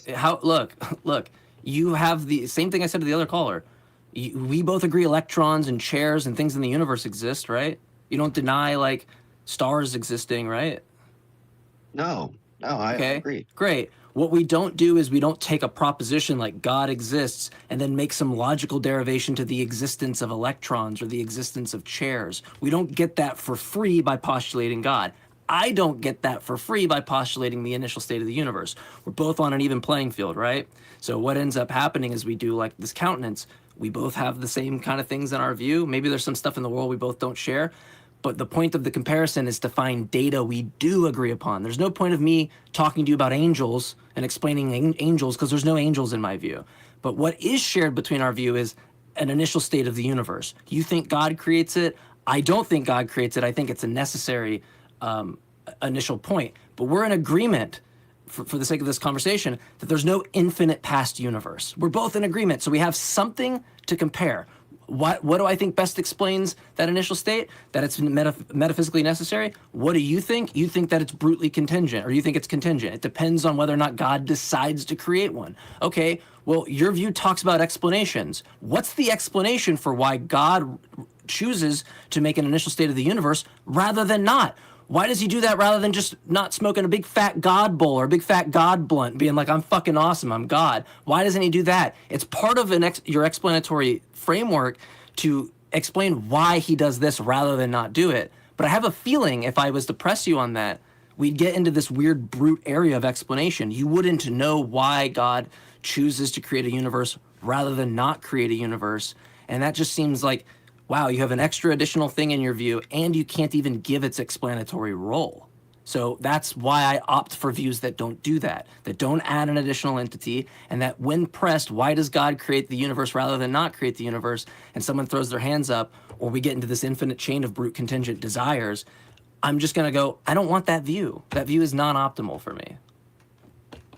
Right. No. I got you. And again, so I mean, I think that when you do philosophical arguments, ultimately you can almost always get down to a point of circularity.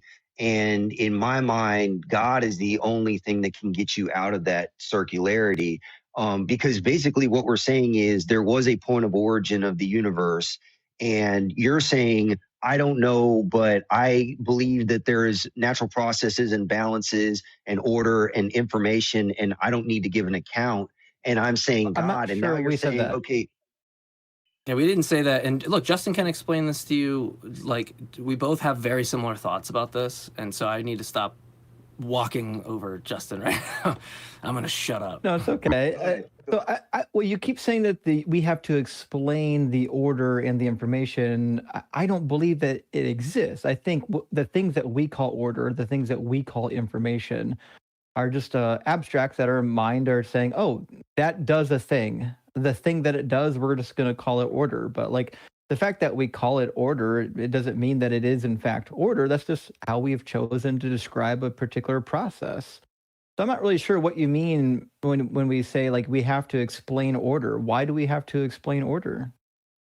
Well, because I would say that because of our minds and only because of our minds, things are demonstratable, repeatable. We can give an epistemic justification for them. And that as far as we know, that is mind contingent. So the fact that that's outside of the mind, and yet the mind is the only reason that we can What?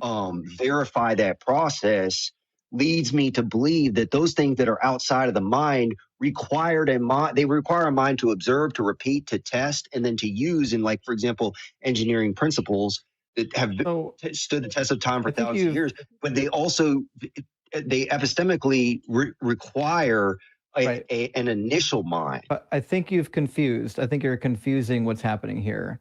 The order that we speak of, like when I look at something, I say that looks orderly.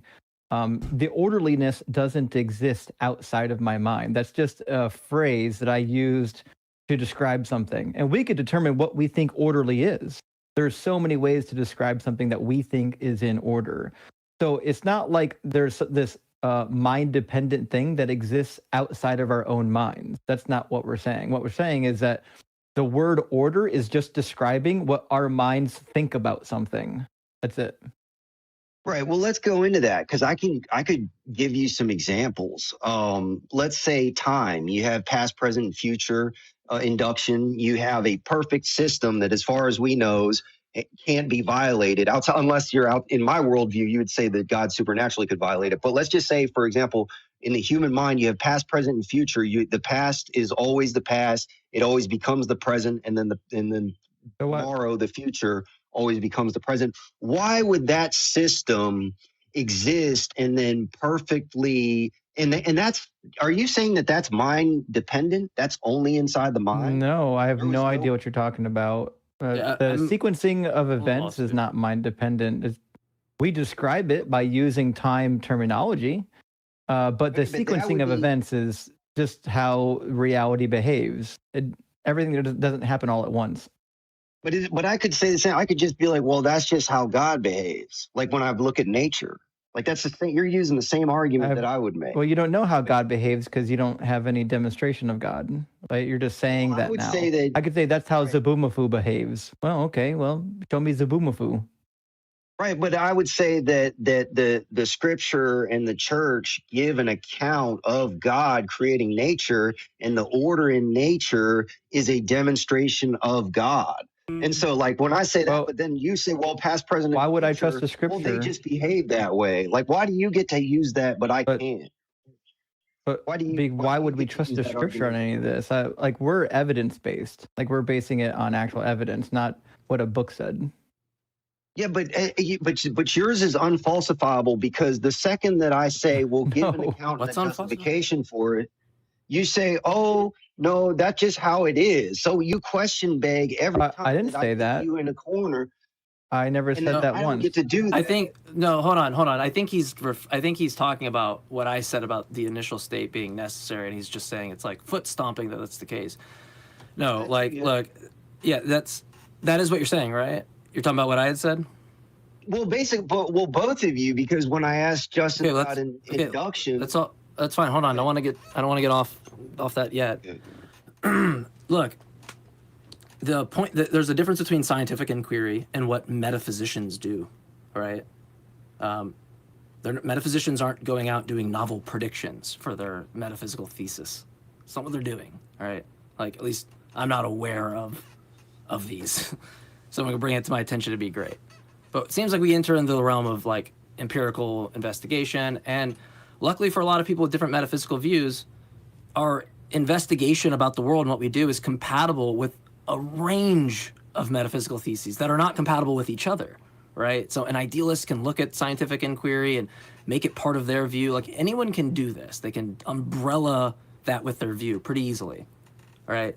When we're talking about metaphysics, I think we're kind of shit out of luck with a lot of our, like, someone just tells me, well, I think your view violates a metaphysical principle or something. Okay, what's the principle and virtue of what did I, like, why should I even adopt this principle? Like, you know, is this just seems the falsity of my position. So what we have to do instead is, for my lights, is compare the view. Find a data point at which we agree and compare what's better. Now, would you agree with me that you shouldn't have more things than that are required to explain that? If, like, all else equal, right, we should get rid of an extra thing. If me and Justin are talking about evolution and he has one more postulate than I do and I make the same predictions that he does, but he's got one more thing, pretty clear that the extra thing he has isn't doing work because I'm getting the same result without it, right? I would agree if it doesn't lead to question begging. Okay, just stay with me. Just stay with me. So we agree that when comparing those, we're just talking about hypotheses. We're comparing those hypotheses. It's clear that Justin's doesn't favor out. He makes the same prediction, so he gets results, but so do I, and I don't have the extra thing he does. So clearly that thing's not doing work. So now when I look at your view and your metaphysical view, right, you have an extra thing. Now that doesn't disqualify you. You could give me like reasons on why you think that you need to postulate God, and that in fact, Mr. Naturalist or Mr. Mike, you do have less things than me, but you need this additional thing to explain the data, right? That's one task that you should be doing. That's the burden that you need to meet to convince someone like me. My background with the reason I have the position I do, I never met you, bro. I don't need to explain to you the hundreds and hundreds of conversations I've had and what I've read and the things I've done in my own time to go, I've landed up, this is the better position. I've had positions where I think the universe is past infinite. I've had different positions that I've changed from. I don't just go, I'm gonna beg the question. I have reasons, motivations on why I prefer that thesis over other ones. And typically it's because I don't need to add extra entities where I already explained the data equally, right? So we can go through this process and I can kind of show it to you how you have extra things, but I don't want to waste, I don't want to talk over Justin and waste more people's time, but I point out to me where anything I've said is parasitic on accepting the conclusion. I've never given you a reason in this entire conversation that if, in order for you to accept that reason, you would already have to be a naturalist. I've never done that once to you. No, I get it. I mean, the entirety of my argument has been that information, order, balance, the laws of nature are fundamentally, as far as we know, mind contingent. And that I would say that makes the claim that there had to be a mind to create them to have a mind that observed them. And when I take it back to that initial state of the universe, yours has been that, hey, numbers and order and balance and these things are... We can explain why there's an initial state and subsequent events without God. What do you not understand about that? What is it? You haven't given me an explanation. And Justin said he doesn't need to give a justification of that. He says that I can have address that at all, actually. Give a source for it. Yeah. Okay. I didn't say that. Well, what? Okay, so how do you account for induction, past, present, and future being orderly, smooth, and invariant? Okay, like this, stop. It's not invariable. And this is also just going to be so like detrimental to your own position. How do you know God won't change his nature from X to Y tomorrow? You think adding God solves some problem of induction that you don't have to deal with? How do you know God has X character? How do you know tomorrow he won't be Y character? Well, how do you know? Yeah, how does God solve that problem of induction for you? Go ahead. Because the concept of numbers, I'm not talking linguistically about numbers. I'm talking about mathematics as a universal metaphysical principle. I don't believe they're metaphysical. It has explanatory power in the universe. When we look at elements, when we look at chemistry, when we look at gravity, when we look at strong and weak nuclear forces, we can apply the concepts of numbers. No matter what symbols you use, we can balance and make predictive equations. Yes, we've already went over this. We invented numbers to describe quantities in reality. That's what they do. And they describe relationships too. But these are things that we invented. We invented the usage of numbers. But the concept of number, we didn't invent the concept of numbers. We did. The concept of number didn't. For example, let me give you an example. Okay, a squirrel is in a tree, right? A squirrel has seven baby squirrels. Does a squirrel go out and get 8 nuts? Does a squirrel go out and get 6 nuts? The squirrel Well, goes out and it gets certainly 7 nuts. depends So on how many principle- nuts it wants to get, but you're missing the point. If there are no human beings that have ever lived, then there's no such thing as number 7. The question is dead out of the gate. Right, but the principle of 7 exists, and it's right. It doesn't. We invented it. We invented the principle of 7. We said, hey, we're gonna say this is 1 and this is 2. We just invented that. The principle is strictly dependent on humans creating it. So when you have elements that need a certain number of protons and a certain number of electrons in order to create that exact element, and that is always demonstrated that way, you're telling me that it's not that's not mind dependent, and that doesn't have a number that we gave a linguistic. I never said physics is mind dependent. I said math is. Right, but math perfectly describes physics. I know, because we invented it, right? When we get mathematical formulas that don't describe adequately physics, we get rid of them. That's how math works. When we find something that works mathematically, we said, oh, we got something that adequately describes the speed of light. Congratulations, let's keep it. And then sometimes it doesn't. Sometimes we come up with a math formula that doesn't actually work. And we're like, oh, actually, we need to get rid of that. So math is, again, it's us describing stuff. That's it. But we couldn't have invented it when the we literally did invent it to describe it. We're there before we supposedly invented it. So we discovered it. We didn't invent it. We didn't discover 1 + 1. Yeah, I was gonna say algebraic expressions were just like chilling out in the bush. When you talk about gravity or the speed of light equals, I just put a little bit of trigonometry in a bucket. Yeah, trigonometry, for example, the calculation of angles. I do that in my job all the time. Math doesn't exist, my man. Go grab me sine and tan. I'll wait. Katoa, motherfuckers, let's go. So I got excited for math. So you guys are physicalists? No one here said no one here said the word physicalism. Yeah, I didn't say that. But also I feel like this conversation could be spiced up a little bit because it sounds like you're really interested in things that are logical. I don't understand how you get to anything coherent in the Trinity. You do believe in the Trinity, right? Absolutely. How do you make like the Trinity logical? It seems like it violates the law of identity. How can Jesus be identical to God but lack God's essential properties? Well, first off, you can't apply the laws of logic to God because God's illogical. God created the laws of God is not confined to the human mind. Is God illogical? Or the human mind. Is God logical or illogical? I mean, I would say that God is logical. Okay, so does God do things that are illogical?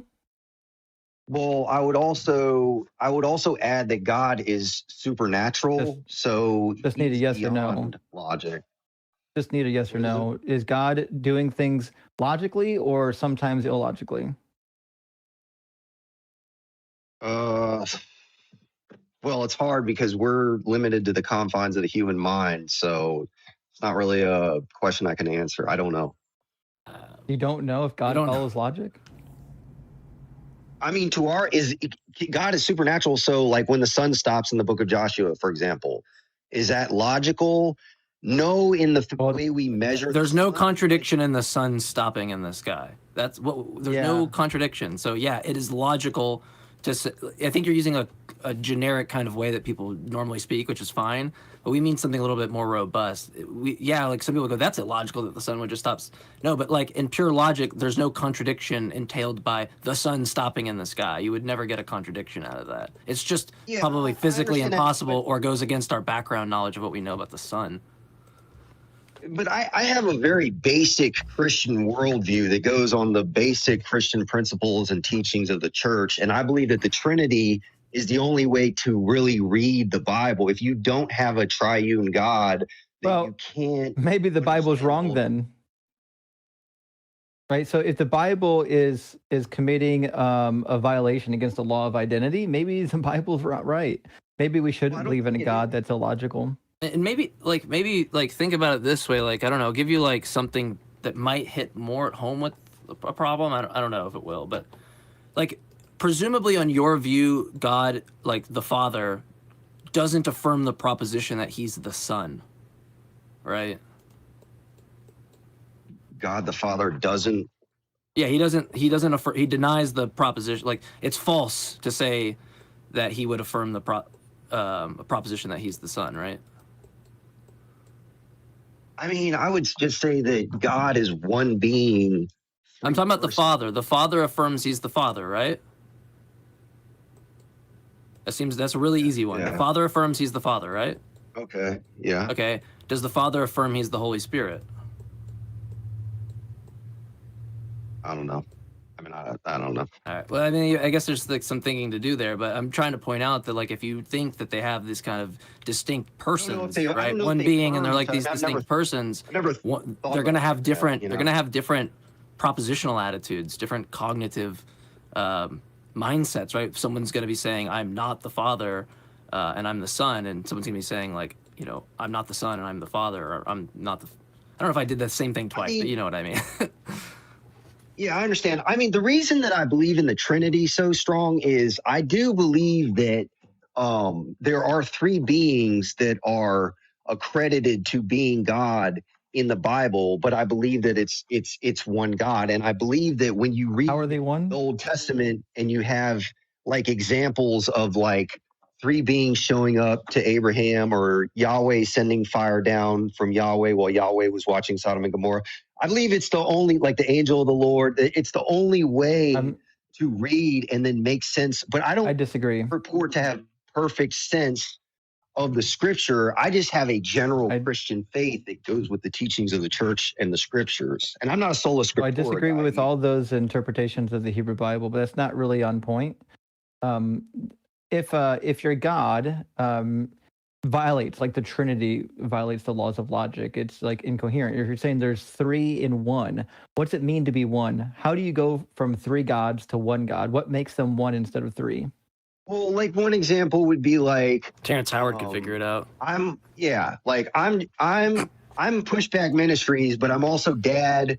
I'm also a manager. Those are roles. I'm also a homeowner. Like you could. But those are roles. But I'm still. Those are just titles for roles that you play. Well, God isn't role playing. Right. Well, I you know what? I don't think that God can violate. When you're a manager, do you pray to yourself? Do you pray to yourself in a different like location and wait for answers to come back? No, because I'm a human being. I mean, I pray to God. Well, that's the difference. Jesus is praying to God, which means Jesus is either completely distinct from God, or Jesus is like got some sort of a mental delusion. No, I would say that if modalism is true, Jesus is praying to nobody. Well, I don't believe in modalism. I think that it's so. If Jesus, if you don't believe in modalism and Jesus is praying to somebody, he's praying to another entity, an entity that has its own mind, will, and emotions. So another entity, we would call that God. Well, so Jesus is either another God or he's not God. Yeah, I mean, I'm not a sola scriptura guy. I believe the scripture is there to teach us about the state of the world and the Christian life. And when Jesus prays in the Garden of Gethsemane and says, "Nevertheless, not my will, but thy will," I just think that's an example for Christians on how to pray. Who wrote that down, by the way? Who was like there to write that down? I'm always so confused when like Jesus is crying in the garden. Like, who's even there? There's like no one there. Am I wrong about this, Justin? There's like no one there, but this story is like written down. Wrong. What the fuck is that? Like, I'm not trying to be rude, but like I've never been a Christian. I see shit like that and I'm immediately like, oh my God, like this is so fake. This is so fake. Well, I also recall the disciples that were there were sleeping. Well, they Sorry? were sleeping, and then they were. Oh, getting yeah, so the disciples were sleeping. Yeah, I could have sworn there's no one there to jot it down, but like we get it perfect. We know exactly what Jesus said, and he's crying, and it's like, what? I mean, what reason would anybody have to think that other than a book says a thing? That's literally all you could ever do is a book says a thing, and then you accept it. You couldn't. There could be no other way to accept it unless it was like God revealed it to you or something, I guess. But well, I also don't think that I'm a 1 Peter 3:15 apologist. I'm being obedient to defend the faith, but I don't think we appreciate you actually live up to First Peter 3:15 and call in. We ask people to do that all the time. So yeah. Well, I appreciate it. I think the stronger argument for God is on teleology. The moral argument, I mean, that's if you believe in morality, and I just believe that if Buddy, I don't know if you want to do the moral argument with there's us. no objective claim to right or wrong as long as you admit that it's subjective. But Romans 1 as an apologist, if you don't believe, you don't believe. There's nothing I can do to, I'm just being obedient. Now you could turn, God could deposit faith in you, but I don't believe you'll believe unless God deposits faith in you. I thought Romans. It seems like that's his problem. Yeah, I thought we said. Yeah, Romans 1 says. Yeah, we're suppressing the truth and unrighteousness. To be brutally honest, Justin, when you say that sounds like God's problem, that is actually the Christian worldview, is that people are lost until God deposits faith in them. But the thing is, we don't as Christians know He's not going to do it. You're going to be called out of the darkness or not. Like, yeah, it seems like God is like super interested in seeing people burn. If he could save every one of us and he doesn't, just sounds like he just wants people to burn. Pretty sadistic, actually. Well, I don't think so because of Romans 1 says that deep down, if we were honest with ourselves, that all would know that he exists, and we would. That's a lie. And that it's not his wish that anyone should perish. But do you understand how weird that is from someone who's never been a Christian to hear? Like, yeah, it's like I could understand how, like, if you're born into Christianity and then you're like out of it and someone brings up Romans 1:10, there might be this like residual kind of thing going on, and like because it's so ingrained from as you as a child. So I feel like it'd be really hard to always shake the God stuff off or the Christian stuff off completely. Like it feels like you'd always revert kind of back in. And anyone who's been a Christian can tell me if I'm anywhere close to the ballpark. This is how I think. And if that was the case, like I'm the opposite, right? I've never been grown up into any of this. So when people say like you're suppressing this proposition that you don't spend any time thinking about, like, oh man, God's really existing. It's the weirdest fucking thing. It's like the ultimate form of gaslighting. It's like I didn't believe in any of this shit. It's like if I came up to you and you believe in Zargonthanos and you're like, what the fuck is Zargonthanos? I'm like, you really suppress Zargonthanos. Like, it would just be weird to you. You'd just be like, what the fuck what is this? So I just don't understand, but I think Romans 1 is dealing with the teleological argument, though. Romans 1 is just something in a book that says a thing I really could care less about. I want to put, like, the people into reality. It's not necessarily saying that you will know salvation through Jesus Christ. It's saying that there's a God. And that's why we don't. Looking at the do you understand when I say there's a book and it says a thing, like that's not like clearly that's a fact. It's a book. It's saying a thing. We've gone nowhere else from there, right? Could you understand how I'm just going? Look, you're just saying some more book says a thing stuff. It could never convince me. It's just. Some book has some words, says a thing. What do you think, JMike? And I just go, I think the book says a thing. I agree. I think it says a thing. But how do I get convinced by that? No, I mean, I don't think that you can get convinced unless God opens your heart and deposits faith in you. That's what the scripture. Okay, it sounds like he does not want me to. Sounds like he doesn't want me to believe. I mean, he would know exactly what I would walk past and go, like, if he set up something for me to be like, accepting of him and believing him, any sign or anything that he would do, he would know ahead of time if I'd walk right by it and not notice it, right? Right. He would know that. He has done that for many people. That's what's interesting. Okay, but he hasn't done it for me, all right? Right. Okay, so that's not. I don't. Yeah. Okay. Yeah. All right. It's tough. And in apologetics, that is one of the toughest It sounds like things. God doesn't want everybody to be believers. It sounds like the stuff you believe isn't true. Like he just wants me to burn in hell. Well, from the Christian worldview, because of Romans 1, we would say that we've all sinned, we've all fallen, and we all shake our fist at God. God knows the future. He But knows we every don't believe in God. parameter of reality. Right. You don't want to believe, so he's not going to.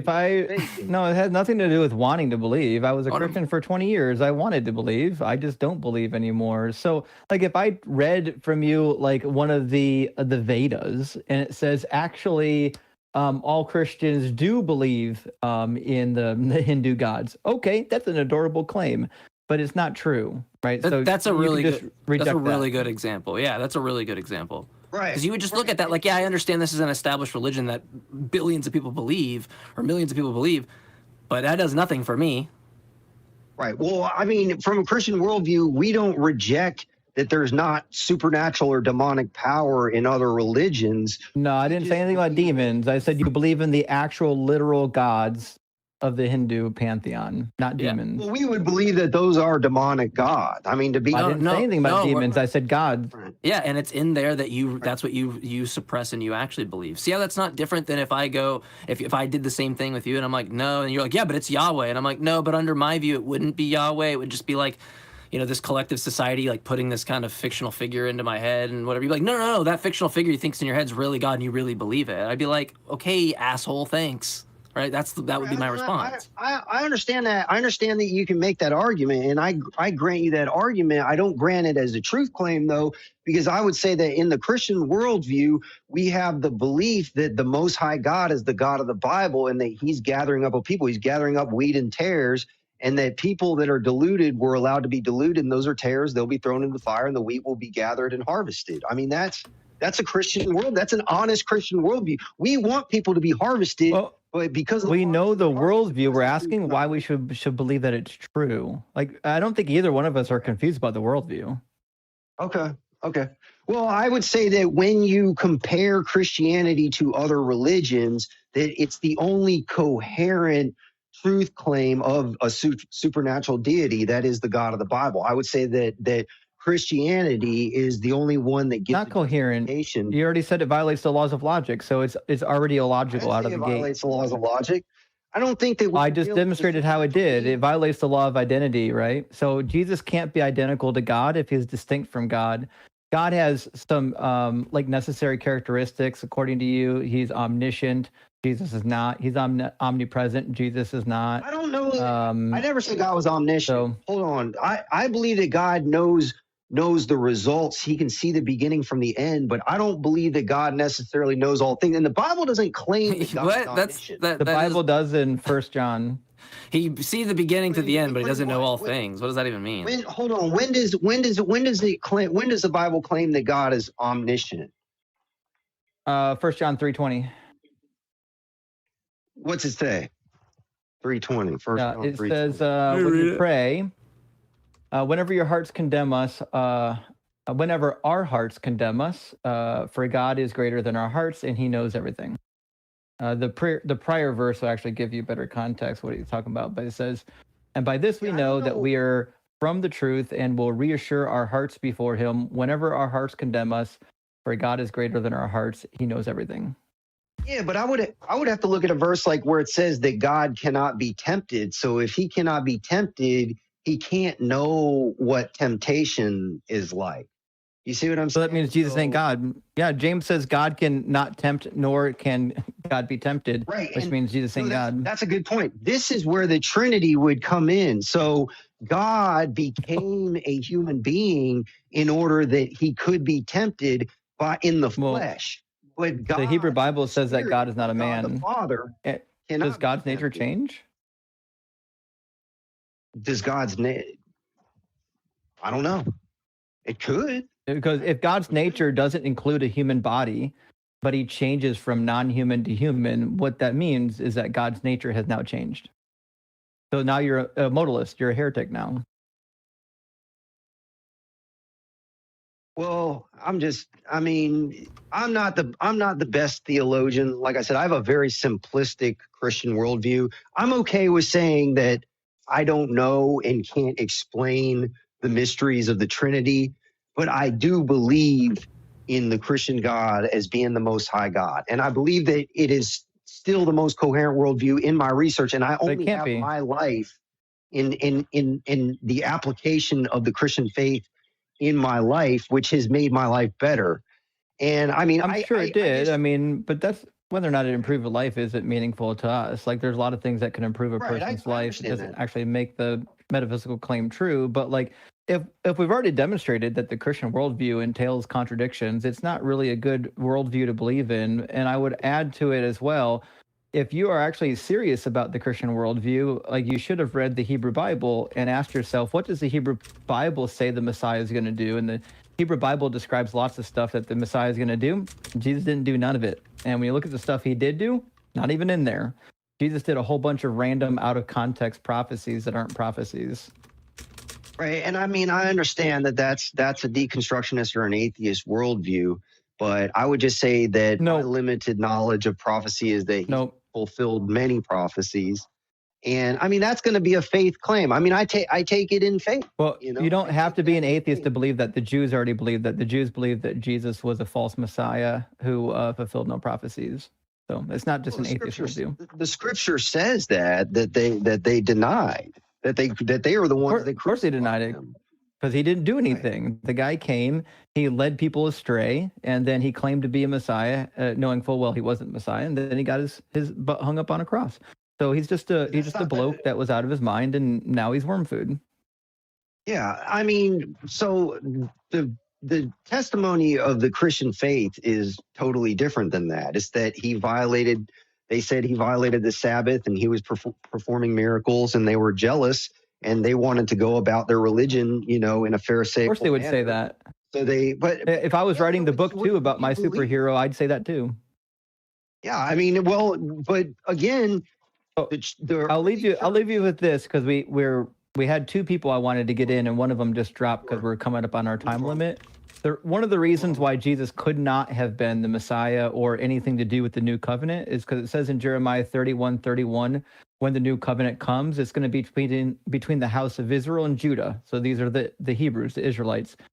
And it says, this covenant that I will make with the house of Israel after those days, says the Lord, I will put my law within them. I will write it on their hearts. I will be their God, and they will be my people. No longer shall they teach one another or say to each other, know the Lord, for they shall all know me, from the least of them to the greatest, says the Lord. So according to Jeremiah 31, when this new covenant era rolls around, every single person of the house of Israel, every Jewish person, every Hebrew that's left alive, they're going to know the Lord, but that certainly has never happened. In fact, about 50% of worldwide Jews today don't even believe in a God. So this prophecy could have never come true so far. You say that will be fulfilled in Christ ultimately. I mean, it just depends on it wasn't. You read that prophecy, but it's not. Christianity is losing steam. People are leaving. I mean, that's fine. I mean, it's a narrow road. Christianity's supposed to lose steam. Actually, I would say deconstructionists are helping the faith because they're sifting the wheat from the tares. Because people that we certainly are. They were never saved to be. That's adorable that you think that, but you're also wrong according to Hebrews chapter 4. But did you hear that he was just about to say they were never saved. He was. Yeah, it's funny how that always is like after the fact. It's like really easy. Like, yeah, well, they were never Christians saved. That do get saved now. Christians that do get saved now. I don't think that push is actually saved. Is my claim. Demonstrate that you're claved. That you're saved. Or claved. That sounds hot. Transformation. I can demonstrate by the transformation of my life the fruit that I bear. I mean, my life was transformed when I became a Christian. And your life was transformed? I think every person that's ever been a Christian would probably say that. I mean, they're not just like, nah, yeah, I'm a Christian today. It's kind of like a normal Tuesday. I can't speak to your experience. So here's the thing. If I turn from my faith, then I would say, yes, you apostatized. I haven't. So if you bear fruit and don't apostatize, you know what it says in John? It says that I won't lose any sheep out of my hand, that I will preserve them. I give them eternal life. So if I were to apostatize, I would say I haven't lost. That you're clear. I haven't lost any of the sheep. I will keep them in my hand. Right. Yeah. So I would say when that he was alive, bear fruit and you're transformed by the Christian faith, then you will waltz your way into heaven, and God will preserve you. And that's not the case. Hebrews, Hebrews chapter 6 just abundantly disagrees with you, right? Says, is it impossible? It is impossible to restore again to repentance those who have once been enlightened and have tasted the heavenly gift and have shared in the Holy Spirit and have tasted the good word of God and the powers of the age to come, and then have fallen away, since they are crucifying the Son of God to their own harm and are holding him up to contempt. So according to the book of Hebrews and other passages in the New Testament, you can, in fact, be like part of the Holy Spirit. You can participate in the kingdom, and then you can fall away.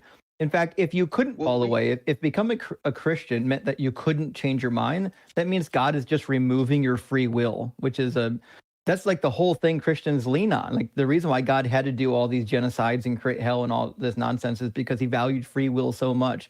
But like the minute you decide to believe in this sky carcass, all of a sudden he removes your free will. That's another direct contradiction. That's why the Bible says that those are predestined, that those who are called are predestined. That sounds like sounds like people going to hell is just by his choosing then. And again, he's a sadist now. Okay. No, again, he knows the intentions and the thoughts of your heart. So if you're not going to choose him and he knows the future, he's not going to call you. He's not going to deposit faith because but you would choose him if he called you, because you can't resist his will. Romans 9. Yeah, well, he knows in his people who has the ability for him to sustain through their free will, because God is able to give free will to secondary beings and know those who he's going to be able to sustain in their free will.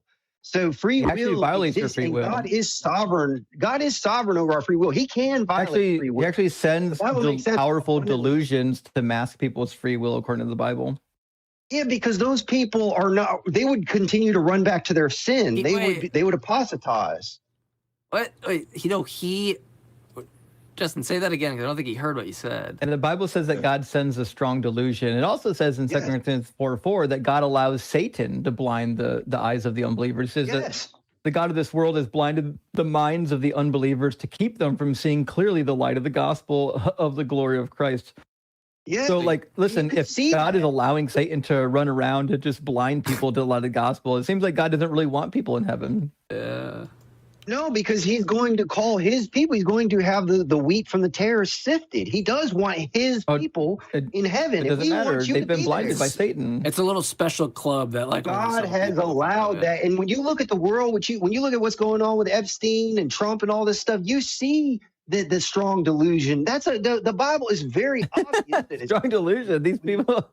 These people are pedophiles, but they're deluded about God. We want accountability on that front. It's a little different. Yeah, we're just looking for crazy. Like accountability. It's really what we're looking for. Well, I'll tell you what. We're running short on time, so I'll make you one proposition. If you can show me even one messianic prophecy from the Hebrew Bible that Jesus fulfilled, I will admit that Jesus wasn't a complete fraud. Well, you're not going to accept them, but I mean, all the way back in Genesis, you got Psalm 22, Isaiah 53, Isaiah 45. I mean, pick one. There's a bunch of them. Pick your favorite one, because none of those are about Jesus. You're not going to accept. I mean, I'm going to explain to you why they're not about Jesus. Which one do you want to go to?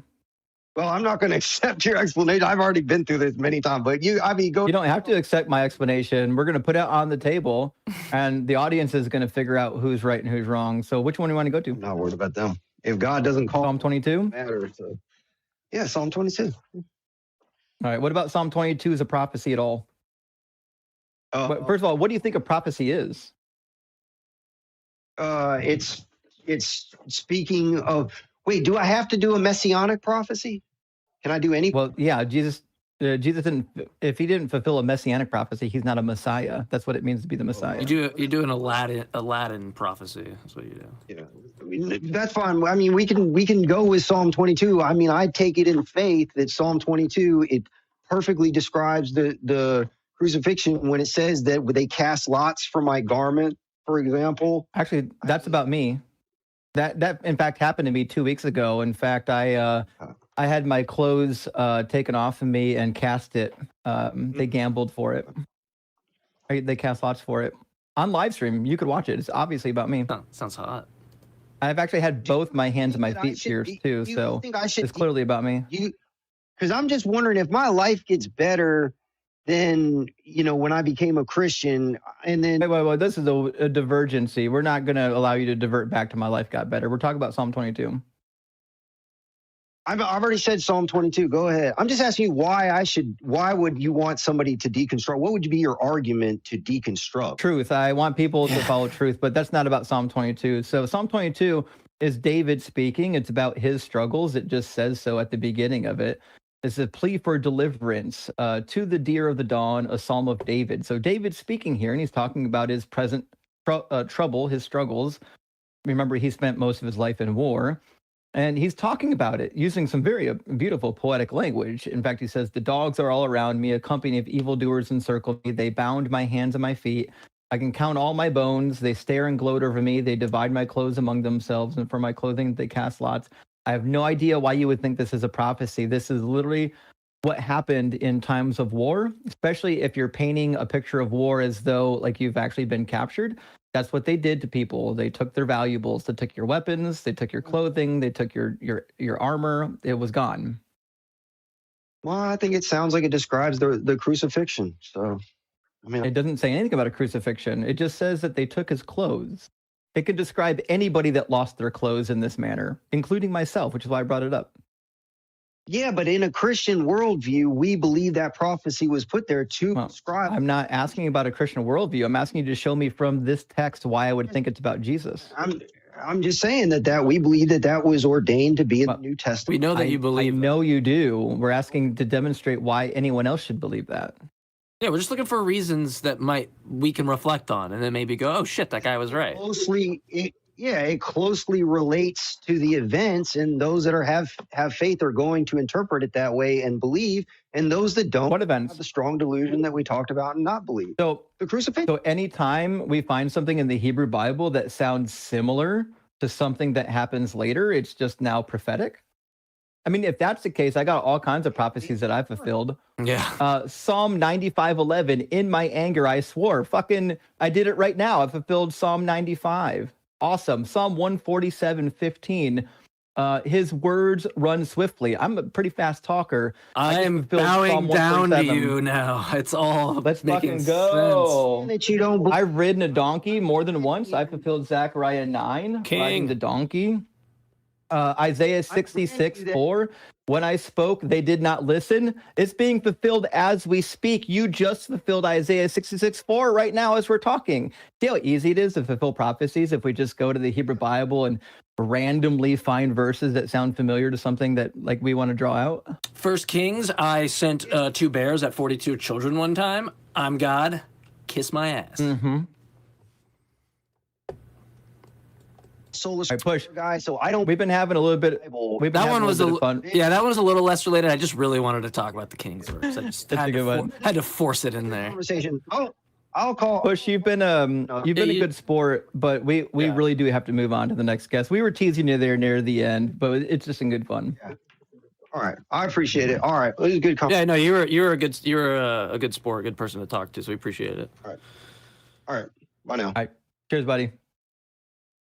I just feel like a dad. You were a good sport. I don't think I've ever said that in my life. What the fuck's wrong with me?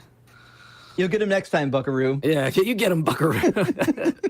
Hey, champ, it's okay.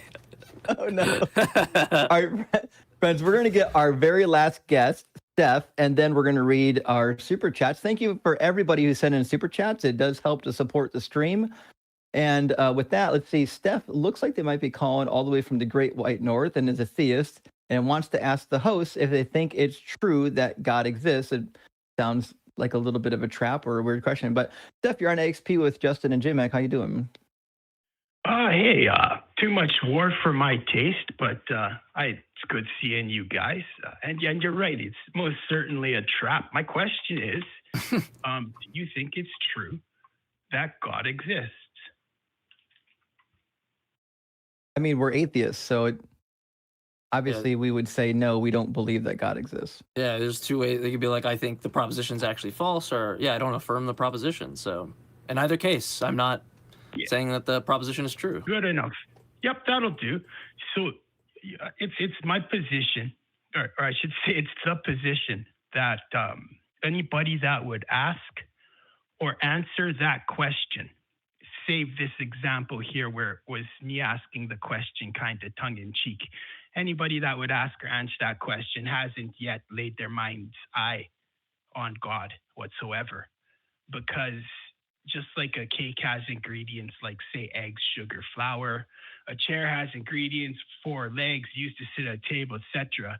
That word true, its ingredient when we look at it is God. No, it's Zabumafu. There's a truth-making character in the universe called Zabumafu. Zabumafu causes all truth to be truthy. Yeah, and the point about there is a truth-making being. It's really awkward language that further shows that there's probably 14 billion years worth of callous projection that you can't look through very well. You have to talk about God through a reflective projection where all kinds of things obviously then are just, you speaking of yourself. Like, I think probably Steph, I was just joking, my friend. I don't believe there's a truth-making entity anywhere. I'm just saying that if you believe there's a truth-making entity, it could be literally anything. I have no reason to believe that it's God, but I don't believe that truth is a thing that exists. I think truth is just what we call a proposition that seems to align with reality. That's all. There's no like transcendental truth that you can stick into a bucket or anything like that. We can certainly contest that as well. I've heard that said a lot. A subjective, this subject. Not like it's like I say, like as soon as it's time to change me 520s for 100, all of a sudden, like magic, you know the truth. You never give me. I don't know 6, what that means. It's always 5. Like the idea the truth is an evaluative property. Like we're saying, like here's a claim. The claim is I'm holding a stick of cheese right now. Well, JMike can look and be like, oh, this motherfucker looks like he's got a stick of cheese. So we would say that claim is true because it matches reality. That's it. So That's for later. you're saying they can then say it's true because there's some kind of rational reason for confirmation, etc. I see you holding up the thing there. Yeah. It's to me, it's an objective truth that you're holding something in your hand. You're not coming through right now, but I don't know what you mean by objective. I mean, we agree that we would treat it as though it's objectively true, but like when we say that something's true, all we're saying is that it seems to align with our perception of reality. Sometimes we think that something's true and it's not because our perception's not perfect. Sometimes we need to run more tests. But that's all when something is true, we're just saying it seems to align with reality. We're not saying that it has the property of being true, like not in an ontological status, at least. Yeah, maybe when you say abstract. it's true that snow is white, I'm just saying snow is white. That's what I'm saying. Let me clarify quick. Let me clarify quick. The best definition of science I think possible is the one that goes as follows. Science is the communication between the information and our knowledge. And so when we're using this word true here, I think that we're talking about information versus our knowledge. Because as you guys pointed, I mean, yeah, we can't really drill ahead for exsanguination and, let the demons out and be like, oh, there, we treated the fever. But then, no, I mean, knowledge changes, right? Fair enough. But that's a big distinction between our knowledge and the information. And that's what science is. It's just the communication between the information and our knowledge. And that point of information, again, is something... I don't know what you mean by communication. And sorry to interrupt you, Steph, but I think we would describe that differently. I would say science is the process that we engage in to acquire information that could inform our knowledge. But I wouldn't say that, like, the universe isn't transferring information to us. Like we're making inquiry about what's around us. Yeah, probably the universe wouldn't be transferring information to us. How would I put this? All right. So like, let's say like you're a little kid, you have a toddler, and like we know like glowing elements are like fun to look at. Wow, that's glowing orange. Nothing I've ever seen is like that. If you put a toddler in a room with a glowing element for probably even a few minutes, that kid's going to learn quickly about, don't touch fire. The idea that a toddler would sit next to a red hot element and never touch it is, I don't think that's a thing. I think that's just a natural process.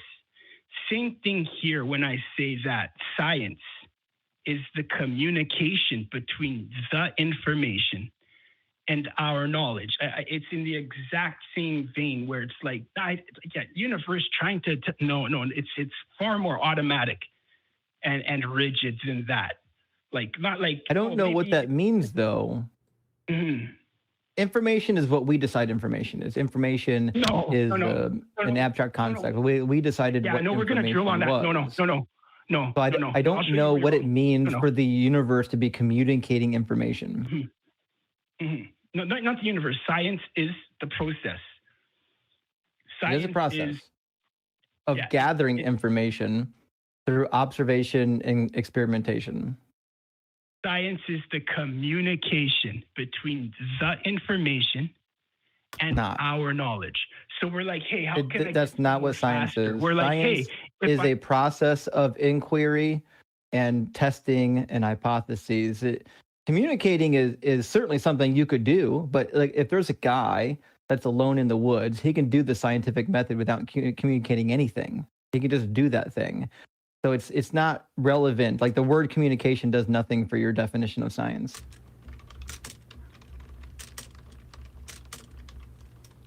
I'm like confused where we're going. I mean, it's all connected. I mean, like if you want to say like make a plane and it doesn't work, what happens next? You're like, where did it go wrong? You figure out why it doesn't work. Why didn't, okay. And then you're like, okay, you know what? Hey, maybe this, maybe that. You try this, you try that. Hey, when we tried that, we noticed this and then this and that. What if we put this together with that? And then, oh, hey, last night I had a dream. And then now, and next thing you know, you're off the cliff and you're actually flying instead of falling straight to the bottom. What's happened there? There's been a communication between what would work and what doesn't work. There has not been a communication. There's been a discovery. A communication requires a communicator. The plane's not a communicator. So this is the problem. I think you're just misusing the word communication. And maybe like whatever book you found this talking point in, it sounded really cool, but the way you're applying it isn't working for us. No, I didn't find talking points in books. I think then, okay, I mean, that's fair enough. That's where the hiccup is. That's easy enough to see. We would say that cold weather creates ice out of water. We would say that. It was cold weather created ice. There was water, then it got cold. The cold weather created ice. You can see it that way. In that kind of a way, I'm gonna try. Kind of a way, I would think. Sorry, say again.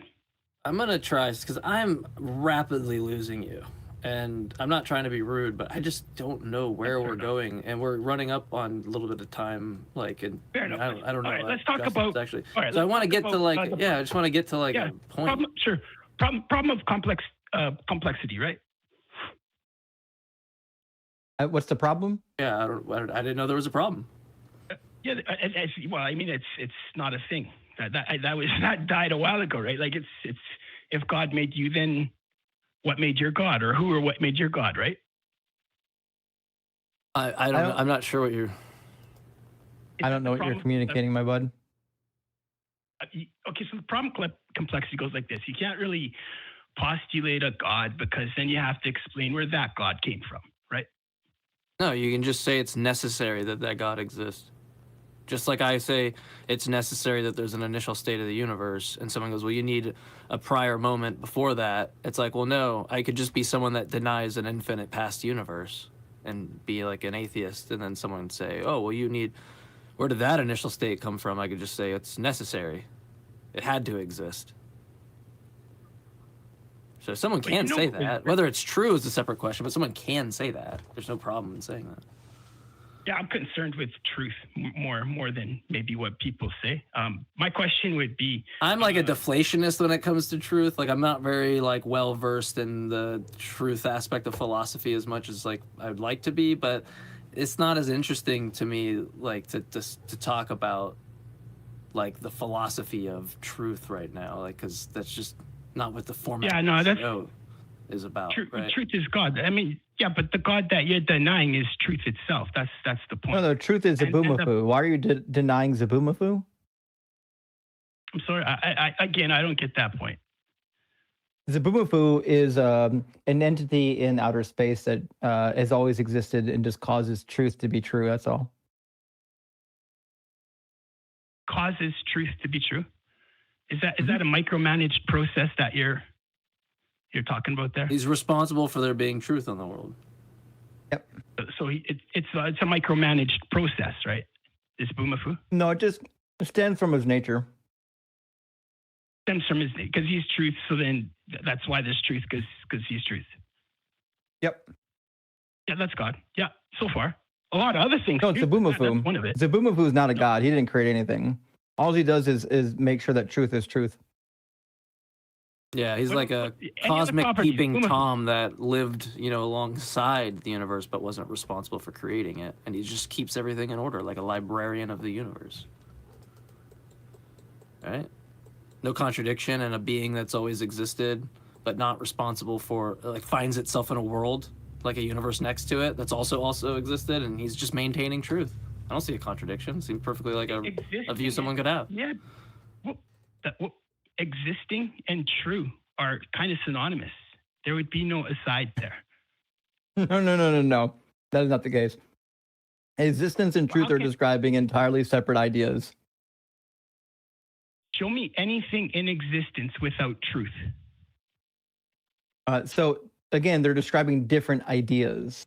No. So truth is the idea that a proposition comports to reality. Existence is just saying something has existence. It's just a property of being. How can anything exist without truth? Again, I'm not saying that you need to get rid of one or the other, or like you can have one without the other. What I'm saying is they're different. Yeah, like look, so, you can have like a tree exists, and then someone goes, but is that true that tree at that park exists? And it's like, well, yeah, it is true that there is a tree at the park that exists. Okay, so like different, like steam is H2O, ice is H2O, and water is H2O. They're H2O, but they're all different. Like that, you mean? That's not at all what we said. Nope. Oh, no, what we're saying is that truth doesn't exist. Truth isn't a thing that exists. We already went over this twice now. I feel like we're going in circles. Yeah, there are things that exist, and then we can describe them as like it being true that they exist or true that they have leading. You say truth doesn't exist until I try to change you, 5 20s for 100. And all of a sudden, I don't get 6 or 7 or 8 20s. You give me 5 20s every time. Yeah, because we know how to do math. This is called math. What's math describe? So again, truth isn't something that exists. Truth is something that we describe. Right? If I said that I'm holding my hand up right now, listen, it's either true or it's not that I'm holding my hand up, but that doesn't mean that truth exists. It's just a way we describe the process of evaluation. That's like saying untruthfulness exists. Do you think untruthfulness exists? That's a very tricky question. It's a very tricky question. Well, not in my worldview.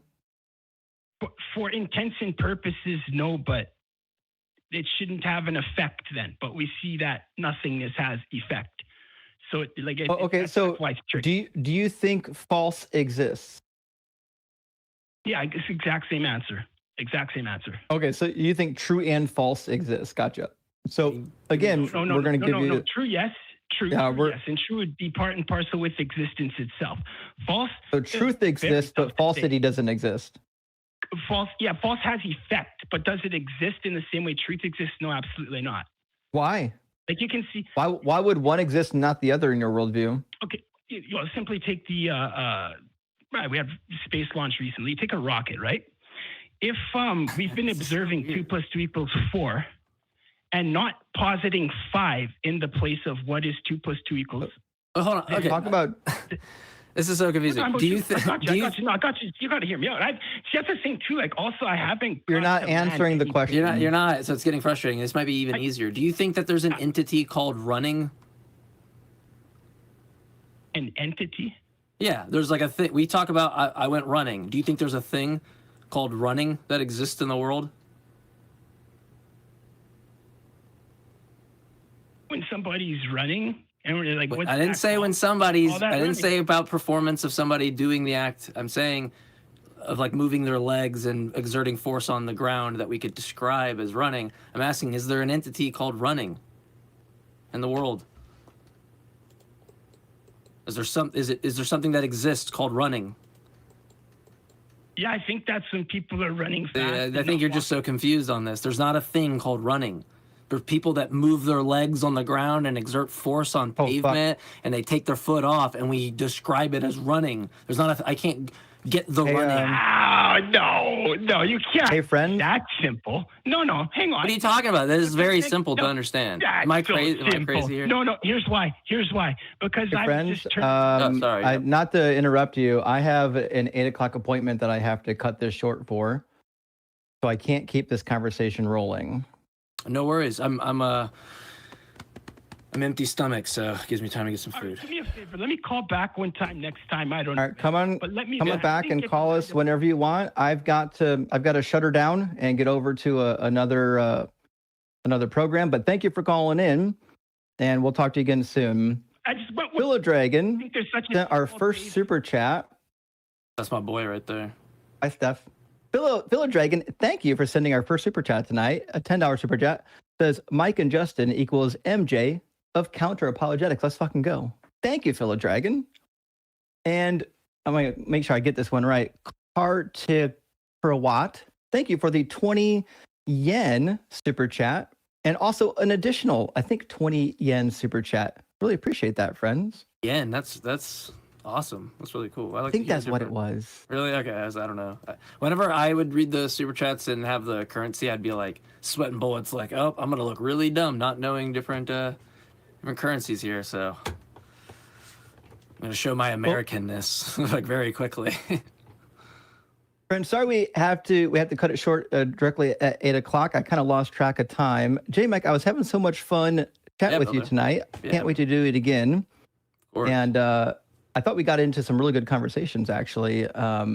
It's a shame that we didn't have more time, but we'll do it again next week, friends. We also want to thank our backup host, Jamie, the blind lineman. Thank you so much, my friend. Oh, God, just not to use time, but the whole show just saying to me, like, if 42 is the power of X, red apple trees fall in the forest and no one is there to experience counting them, does God kill 8 squirrels? Anyway. Yeah, I think those and the callers listening don't like get down. Like I don't want someone to feel like down on themselves when we talk about the callers, but because they're all really cool, like nice guys. Like like I had no problem with them, but it's just we don't agree with the reasons, and we're scratching our head a lot in this show. I'll say that. Well, you both did an excellent job, and we shouldn't keep Justin. He's a man in demand. Well, apparently I'm supposed to be somewhere directly at 8 o'clock, which I wasn't aware of, but I had a reminder sent to me. I was like, oh, I guess I better go. No worries. Well, yeah, that's all good. We were at the last caller. We went about an hour over, I think. So I think we did pretty. Yeah, I think we did pretty well. We had a good time, yeah. I was happy with it. It was at one time I could like spend the time over, which was nice, and so. Well, friends, thank you for joining us. We'll be here same place, same time, 4:30 p.m. Central Standard Time. And make sure if you are having inquiries about volunteering for the ACA, go to volunteer@atheistcommunity.org. Love to see you to get involved. Thank you so much, friends. We love you. What will it take for you to start opening your eyes, to start questioning the bullshit everyone around you buys? You think it's setting up your business, what goes on between my thighs? I wonder when we'll be rid of your eyes.